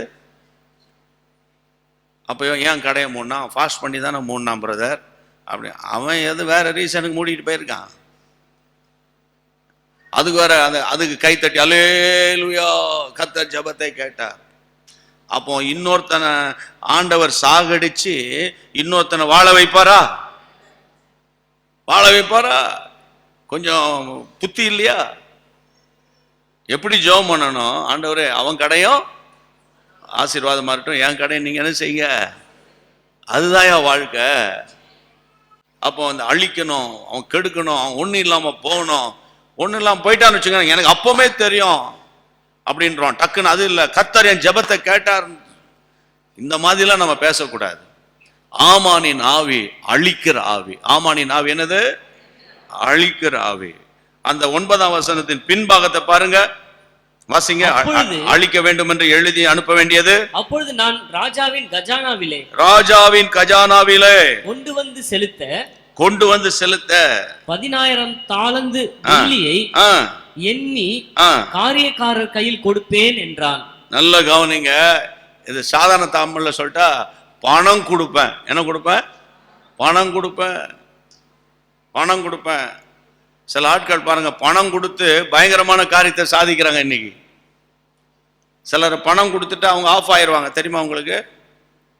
இப்போ பாருங்க, நான் 1008 தப்பு பண்றேன், அம்மா ஒரு 10,000 வச்சுக்கோ அப்படின்னா அந்த அம்மா ஆஃப் ஆயிரும். காரணம் என்னது? பணம். புரியுதுங்களா உங்களுக்கு? இன்னைக்கு உலகம் அப்படிதான் போயிட்டு இருக்கு. அப்போ நல்ல கவனிங்க, இயேசுவின் நாமத்தினால சொல்றேன், நம்ம ஒரு நாளும் பணத்துக்கு பின்னால போயிடக்கூடாது. சொல்லுங்க, பணத்துக்கு. அப்போ உனக்கு பணம் வேணாமான்னு கேட்டா, பணம் எனக்கு பின்னால இருக்கணும். பணம் எனக்கு எங்க இருக்கணும்? பின்னால் இருக்கணும். நான் தான் முன்னால் இருக்கணும். நான் பணத்தை முன்னுக்கு வச்சேன். சிலர் பாருங்களேன், 10,000 கொடுத்து என்னன்னா 10 முறை எண்ணுவாங்க. 10,000 என்னன்னா 10 முறை. அது கூட இடைய பேச சும்மா இருங்க கொஞ்சம் திரும்பி எண்றேன். பார்த்துருக்கீங்களா? அதெல்லாம் கையில் 10,000 ரூபா தான் இருக்கும். அதை என்ன தெரியாமல் திருச்சி முழிச்சிக்கிட்டு இருப்பான். கரெக்டாக எண்ணிட்டேன், கரெக்டாக இருக்குது. ஆனால் என்ன ஒரு 100 ரூபா குறையுதுணும். ஆனால் ஒருத்தர் என்ன கரெக்டாக இருக்கும், இவன் என்னன்னா குறையும். ஆக மொத்தம் என்ன அர்த்தம்? அவனுக்கு பணம் எண்ணி பழக்கம். அதுதான் மேட்டர். கேஷியர்கிட்ட கொடுங்க, 1,00,000 ரூபா பேசிக்கிட்டே எண்ணிடுவாரா? அவருக்கு என்னது? பழக்கம். அடிக்கடி பணம் கையில் என்ன செஞ்சிட்டு இருக்கு? புரண்டுக்கிட்டே இருக்கு. அவருக்கு தெரியும். புரியுதுங்களா உங்களுக்கு? அப்போ அப்படி என்ன சொல்ல வர்றான்? 10,000 ரூபாய்க்கு மிரண்டுருவான். இன்னைக்கு பாரத்தோடு நான் பேசுறேன். பணம் எனக்கு பின்னால இருக்கணும், கர்த்தர் தான் எனக்கு முன்னால வைக்கணும். ஆமென் சொல்லுங்க. இப்போ பணத்தை தாங்க, அதை தாங்க, இதை தாங்க கேட்குறோம். ஆண்டவர் கொடுக்குறாரு. கடைசியா ஆண்டவர் விட்டுருவான். யார் பணத்தை கொடுத்தாங்களோ நீங்க தான். நீங்க கை வச்சாதான், நீங்க கண்ணு வச்சா போதும் சார் அப்படின்னு. அப்போ ஆண்டவர் பாப்பார பார்க்க மாட்டாரா? பணத்தை கொடுத்த மக்களுக்கு நம்ம ஜெபம் பண்ணணும். ஆமென். மகிமை யாருக்கு செலுத்தணும்? கர்த்தருக்கு செலுத்தணும். கையை வைத்து அல்லேலூயா சொல்லுங்க. அல்லேலூயா சொல்லுங்க. 13 வாசிங்க, நம்ம ஜெபம் பண்ணுவோம். 13 மாதமான 12ஆம் மாதம் 13ஆம் தேதி ஆகிய ஒரே நாளிலே சிறியோர் பெரியோர் குழந்தைகள் ஸ்திரீகள் ஆகிய சகல யூதரையும் அழித்து கொன்று நிர்மூலமாக்கவும் அவர்களை கொள்ளையிடவும் அஞ்சற்காரர் கையிலே ராஜாவின் நாடுகளுக்கெல்லாம் கட்டளைகள் அனுப்பப்பட்டது. அடுத்த ஸ்டெப் பாருங்க, கொள்ளையிடுதல். அடுத்தது என்னது? இன்னொரு முறை சொன்ன. அடுத்து என்னது? கொள்ளை. அதுக்கு இன்னொரு தமிழ் என்னது? திருடுதல். என்னது? திருடன் சொல்லும்போது ஒரு வசனம் ஞாபகம் வருதா? திருடன் கொல்லவோ அழிக்கவுமே வருகிறான் என்று வேறு ஒன்றுக்கும் அவன் யாரு? சாத்தான். அவன் யாரு? சாத்தான். ஆண்டவராகிய இயேசு சொல்றாரு, சாத்தானுக்கு இன்னொரு பெயர் என்னது? திருடன். இன்னைக்கு பாருங்க, நிறைய பேர் 2 வருஷத்துக்கு முன்னால இருந்த தெய்வ பயம் இன்னைக்கு குறைஞ்சு போச்சா? 2 வருஷத்துக்கு கல்யாணம் கட்டுறதுக்கு முன்னால இருந்த தெய்வ பயம் இப்ப இருக்கா? இல்ல இல்ல. சிறு வயதில் இருந்த ஒரு தெய்வ பயம், பைபிள் ரீடிங் இருக்கா இப்போ? இல்ல இல்ல. நம்ம நினைச்சுப்போம், நான் ரொம்ப பிஸியா இருக்கேன். நான் அடிக்கடி பேசும்போது சொல்லுவேன், இப்போ பாருங்க, இப்போ நான் வந்து கரெக்டாக முடிச்சுக்கிறேன், சும்மா ஒரு பேச்சுக்கு சொல்கிறேன். ஒரு 3 மணிக்கு முடிக்கிறேன்னு வைங்களேன். வழக்கமாக 1 மணிக்கு சாப்பிட்ற ஆள் இப்போ எத்தனை மணி ஆயிடுச்சு? சரி, நான் ஒரேடியாக நான் சாயந்தரம் சாப்பிட்டுக்கலாம், நைட் சாப்பிட்டுக்கலாம், அப்படியா போவீங்க? இந்த ஆள் 12:30 சொல்லிட்டு கடைசியில் 3 மணிக்கு முடிச்சிட்டான்னு சொல்லி போகிற வழியில் ஏதாவது ஒரு ஹோட்டல் ஏதாவது இருக்கிறத சாப்பிடுங்களா? சாப்பிட மாட்டீங்களா? என்னம்மா சொல்கிறீங்க? சாப்பிடுவோம். ஆக மொத்தம் டைம் ஆனாலும் என்ன செஞ்சிருவோம்? சாப்பிட்றோமே. ஆரம்ப காலத்தில் இந்த உபவாச ஜபம் போயிருச்சு. இன்னைக்கு ஆரம்ப காலத்தில் அப்பா அம்மாவுக்கு தெரியாம ஒண்ணுமே செய்யறது இல்லை. ஆரம்ப காலத்தில் புருஷனுக்கு தெரியாம ஒன்றும் செய்யறது இல்லை. சத்தம் வராது. ஆரம்ப காலத்தில் மனைவிக்கு தெரியாம செய்யறது இல்லை. ஆனா இப்போ வந்து செஞ்சிட்டு வந்து சொன்னா கூட பரவாயில்லையே. இப்போ ஒருத்தர் வந்து கடன் வாங்கிட்டான், ஏகப்பட்ட கடன் வாங்கிட்டான், மனைவி கிட்ட சொல்லலையா. இப்போ இவளுக்கு எப்பதான் தெரிஞ்சுதான், பேங்க்ல இருந்து கிரெடிட் கார்டு பில்லு வருதான் வீட்டுக்கு வந்தா, அங்க கடன் வாங்கியிருக்கான், இங்க கடன் வாங்கியிருக்கான், அங்க வாங்கியிருக்கான், ஒரு பெரிய லிஸ்டான். சரி, இப்போ கடன் வாங்கிட்டான்றது இப்போ தெரிஞ்சு போச்சு. ஆனா அந்த பில்லை வச்சுட்டு கேட்டாலும் வாயை திறக்க மாட்டாங்க. ஆனா அந்த வீட்டில் ஒரு சமாதானம் இருக்குமா? ஐயா? இருக்காது. அப்ப இன்னைக்கு ஆவியானவர் நம்மோடு பேசுகிறார். கடந்த 11 மாதங்களிலே இப்படி அம்மாவுக்கு தெரியாம, அப்பாவுக்கு தெரியாம, புருஷனுக்கு தெரியாம, மனைவிக்கு தெரியாம, மற்றவங்களுக்கு தெரியாம, சில நேரத்தில் ஊழியக்காருக்கு தெரியாம எல்லாம் செஞ்சிருவாங்க. கடைசியில் வந்து, பாஸ்டர் ஆகிப்போச்சு பாஸ்டர், கல்யாணத்தை நடத்தி வைங்கன்னுவாங்க.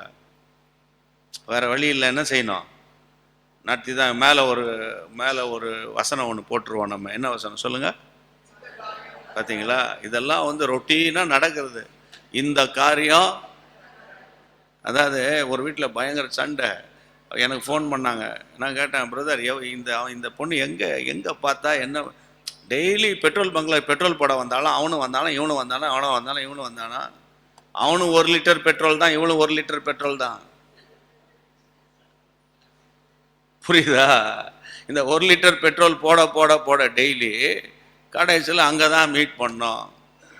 இப்போ நான் என்ன சொல்கிறேன், இன்னைக்கு நிறைய பேர் பார்த்தீங்கன்னா, இப்போ இதெல்லாம் சொல்லும்போது அவங்களுக்கு புரியவே மாட்டேங்குதுயா. இப்போ சண்டை வந்துருச்சா, யார் வருவான்? இப்போ பெட்ரோல் பங்காரனா வருவான்?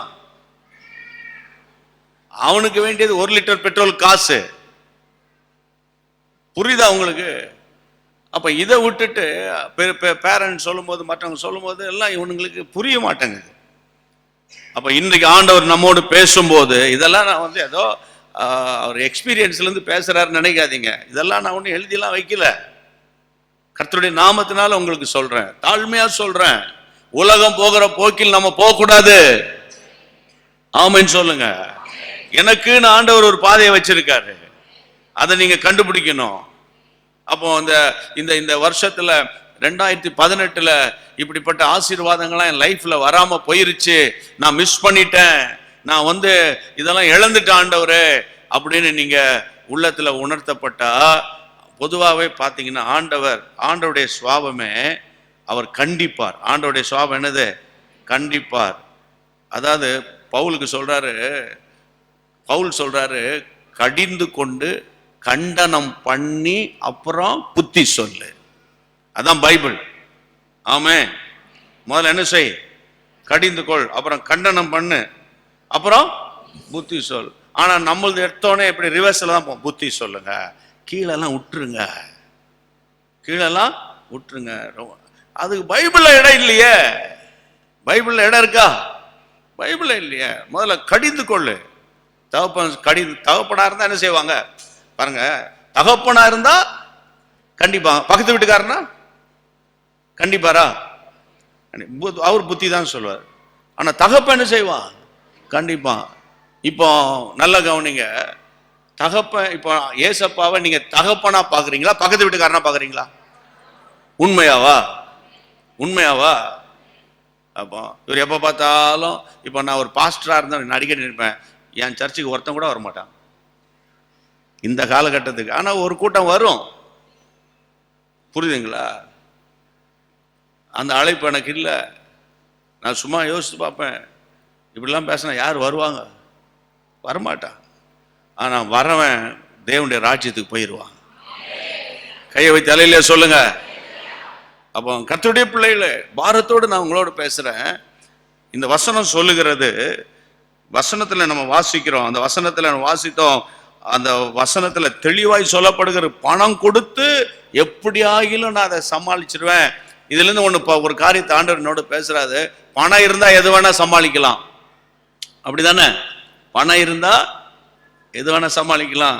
ஐடி கம்பெனியில் வேலை செய்யறவங்க இங்க வந்தா ஒரு 30,000 சம்பாதிக்கிறாங்க, டக்குன்னு யூஎஸ்க்கு அனுப்பிட்டா $5,000 கிடைக்கும் அப்படின்னு ஒரு கிடைக்கும். கிடைக்காதுன்னு சொல்ல மாட்டேன், கிடைக்கும். ஆனால் எல்லாம் டேக்ஸ் எல்லாம் போக ஒரு $4,000 கிடைக்கும்.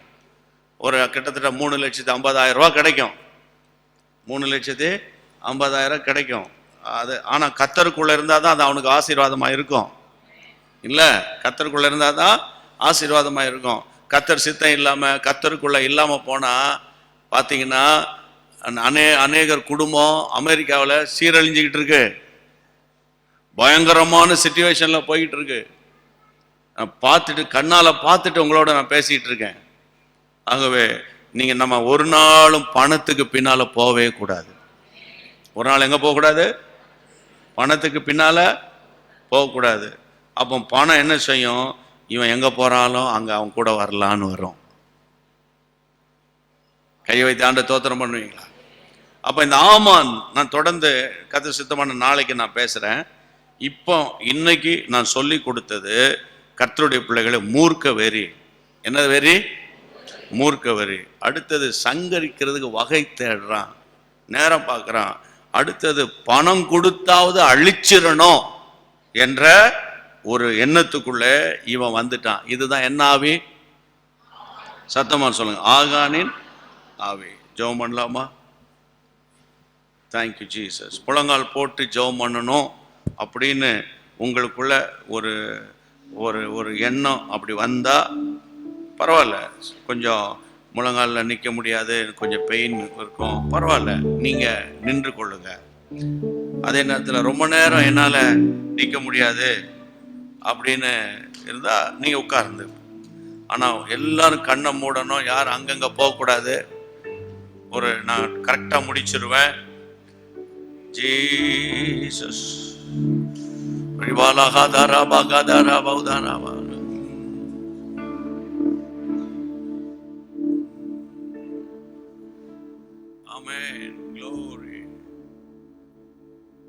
ராஜாவால் உயர்த்தப்பட்ட ஆமான் மூர்க்க வெறி உள்ளவனாக, சங்கரிக்கிறவனாக, பணத்தை வச்சு எதை வேணா சாதிக்கலாங்கிற எண்ணத்தோடு ஆமென் கொள்ளையிடவும், அதாவது யூதர்களை கொள்ளையிடவும், அதாவது திருடவும், அது பிசாசின் ஆவி. இப்ப ஆண்டவர் உங்களை ஒரு கேள்வி கேட்கிறாரு, சாத்தான் என்னென்ன திருடி இருக்கான்? சந்தோஷத்தை திருடினானா பிரதர்? அந்த அந்த அந்த ரியல் சந்தோஷம், உண்மையான சந்தோஷம் என்னன்னு தெரியுமா? ஒண்ணுமே இருக்காது, ஆனா உங்க உள்ளம் சந்தோஷத்தினால நிரம்பி இருக்கும். The joy of the Lord, கர்த்தருடைய சந்தோஷம். பிலிப்பியர் சபைக்கு அடிக்கடி சொல்வாரு, கர்த்தருக்குள் சந்தோஷமா இருங்க, சந்தோஷமா இருங்க என்று நான் மறுபடியும் சொல்றேன். சந்தோஷம் இருக்கா ஐயா? ஒண்ணு இல்லாத காலத்துல, ஸ்கூல்ல படிச்சுட்டு இருந்த, காலேஜ்ல படிச்சுட்டு இருந்த காலத்துல கூட நான் ரொம்ப சந்தோஷமா இருந்தேன். இப்போ அந்த சந்தோஷம் இல்லை. இப்போ நல்ல வேலை இருக்கு, ஃபேமிலி இருக்கு, நான் வீடெல்லாம் கூட கட்டிட்டேன், எல்லாம் நல்லதா இருக்கு. ஆனா there is no peace. எனக்குள்ள சமாதானம் இல்ல, சந்தோஷம் இல்ல, ரிஜாய்ஸ் இல்ல. ஏதோ வாழ்றேன், போறேன், சாப்பிடுறேன், யாரோ ஃப்ரெண்ட்ஸ் கிட்ட அப்படி கொஞ்சம் பேசிக்கிடுறேன், அப்படிதான். ஓ க்ளோரி, இன்னைக்கு கர்த்தர் அதை தருவா. ஆமென். சுத்திகரிப்பின் ஆவி என் மேல இறங்கி வருது. சுத்திகரிப்பின் ஆவி இறங்கி வருது. என்னை சுத்திகரியும், அப்பொழுது நான் சுத்தமாவேன். என்னை கழுவும், அப்போது நான் கழுவப்படுவேன். என்னை கழுவும் ஆண்டவரே. தயவு செய்து யார் என்னை ஆசீர்வதிங்கன்னு கேட்காதீங்க. இப்போ என்னை கழுவும் ஆண்டவரே, என்னை கழுவும் ஆண்டவரே, என்னை கழுவும் ஆண்டவரே. ஸ்தோத்திரம் ஆண்டவரே. என்னை கழுவும், என்னை கழுவும் ஆண்டவரே. ஒவ்வொருத்தரா சொல்லுங்க, என்னை கழுவும் ஆண்டவரே, என்னை கழுவும். என் பிள்ளைகளை கழுவும். நீங்க எல்லாம் பிள்ளைகளுக்காக, கணவருக்காக, குடும்பத்துக்காக ஆமென் கொஞ்ச நேரம் ஸ்தோத்திரம் பண்ணுங்க, ஜெபம் பண்ணுங்க, ஜெபம் பண்ணுங்க. கொஞ்ச நேரம் ஸ்தோத்திரம் பண்ணி ஜெபம் பண்ணுங்க, ஜெபம் பண்ணுங்க. வாயை திறந்து ஜெபம் பண்ணுங்க. ஒரு ஆர்டிபிஷியலா, ஒரு டீசெண்டா, ஜென்ட்லா அப்படி ஜெபம் பண்ணாதீங்க. ஆமென். உடைந்த உள்ளத்தோடு ஜெபம் பண்ணுங்க. ஸ்தோத்திரம் ஆண்டவரே, ஸ்தோத்திரம் ஆண்டவரே. ஜீசஸ் ஸ்தோத்திரம், ஸ்தோத்திரம், ஸ்தோத்திரம், ஸ்தோத்திரம், ஸ்தோத்திரம். கழுமையா, ரத்தத்தால் என்னை கழுவுமையா. என்கிட்ட ஒரு ஸ்பிரிச்சுவல் பிரைட், ஆவிக்குரிய பெருமை இருக்கு, ஆவிக்குரிய பெருமை இருக்கு. இதெல்லாம் எனக்கு தெரியும், இதெல்லாம் எனக்கு தெரிஞ்சதுதான். ஜீசஸ், ஜீசஸ் என்னை கழுவுமையா, என்னை கழுவுமையா, என்னை கழுவுமையா. 11 மாதங்கள் முடிந்த அளவுக்கு, போதுமான அளவுக்கு நான் ஜெபம் பண்ணல. சாப்பாட்டுக்கும், உடைக்கும், டிராவலுக்கும், வீட்டுக்கும், அவங்களுக்கும், இவங்களுக்கும், என்னுடைய மேனேஜருக்கும், என்னுடைய சிஓக்கும், எல்லாமே என்னுடைய பிரசிடென்ட்டுக்கும் நான் அதிகமா வேலை பார்த்தேனே தவிர, ஆண்டவரே மணிக்கணக்கா வேலை பார்த்தேனே தவிர, அப்பா உம்மோடு பேசுறதுக்கு டைமே இல்லாம போச்சு. ஆனால் என்னை தாங்கினீரே, தப்புவித்தீரே, என்னை கழுவுமையா. கர்த்தருடைய பிள்ளையே, லைஃப்ல தோல்வி வருவது ஒரு இயல்புதான். ஆனா ஒண்ணு, தோல்வி தொடரக்கூடாது. விழுந்து போவது இயல்புதான். ஆனா அதை சுதாரிச்சு நம்ம திரும்ப எழும்பிடணும். கர்த்தர் உங்களை நேசிக்கிறார். அதனாலதான் உங்களை இன்னைக்கு கொண்டு வந்தார். யோசித்து பாருங்க.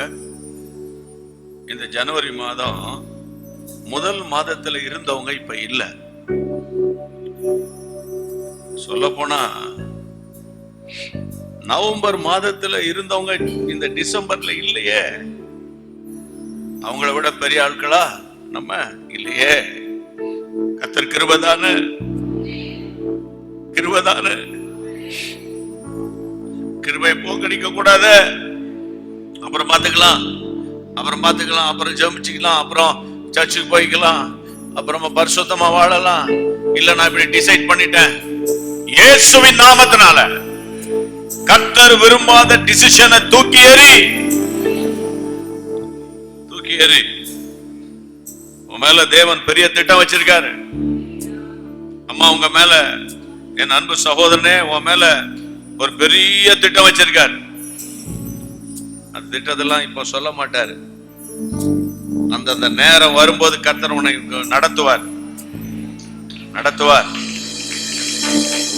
எல்லாரும் வலது கரத்தை உயர்த்தி, வலது கரத்தை ஊத்தி என்னோடு சேர்ந்து ஜெபம் பண்ணுங்க. ஆண்டவரே என்னை சுத்திகரியும், வசனத்தினால், இரத்தத்தால், ஆவியினால் கழுவி கழுவி சுத்திகரியோ. என்னை தாழ்த்துகிறேன், பெருமையாக்குகிறேன், அர்ப்பணிக்கிறேன். என்னை மன்னிக்கப்பா, மன்னிக்கப்பா. ஜெபிக்கவில்லை, துதிக்கவில்லை, ஆராதிக்கவில்லை, போதுமான அளவு பைபிள் வாசிக்கவில்லை, உம்மை தேட வேண்டிய நேரத்தில் தேடவில்லை. ஒப்பு கொடுக்கிறேன் ஐயா, கிருபை மட்டும் பெருகட்டம்பா, கிருபை பெருகட்டம்பா.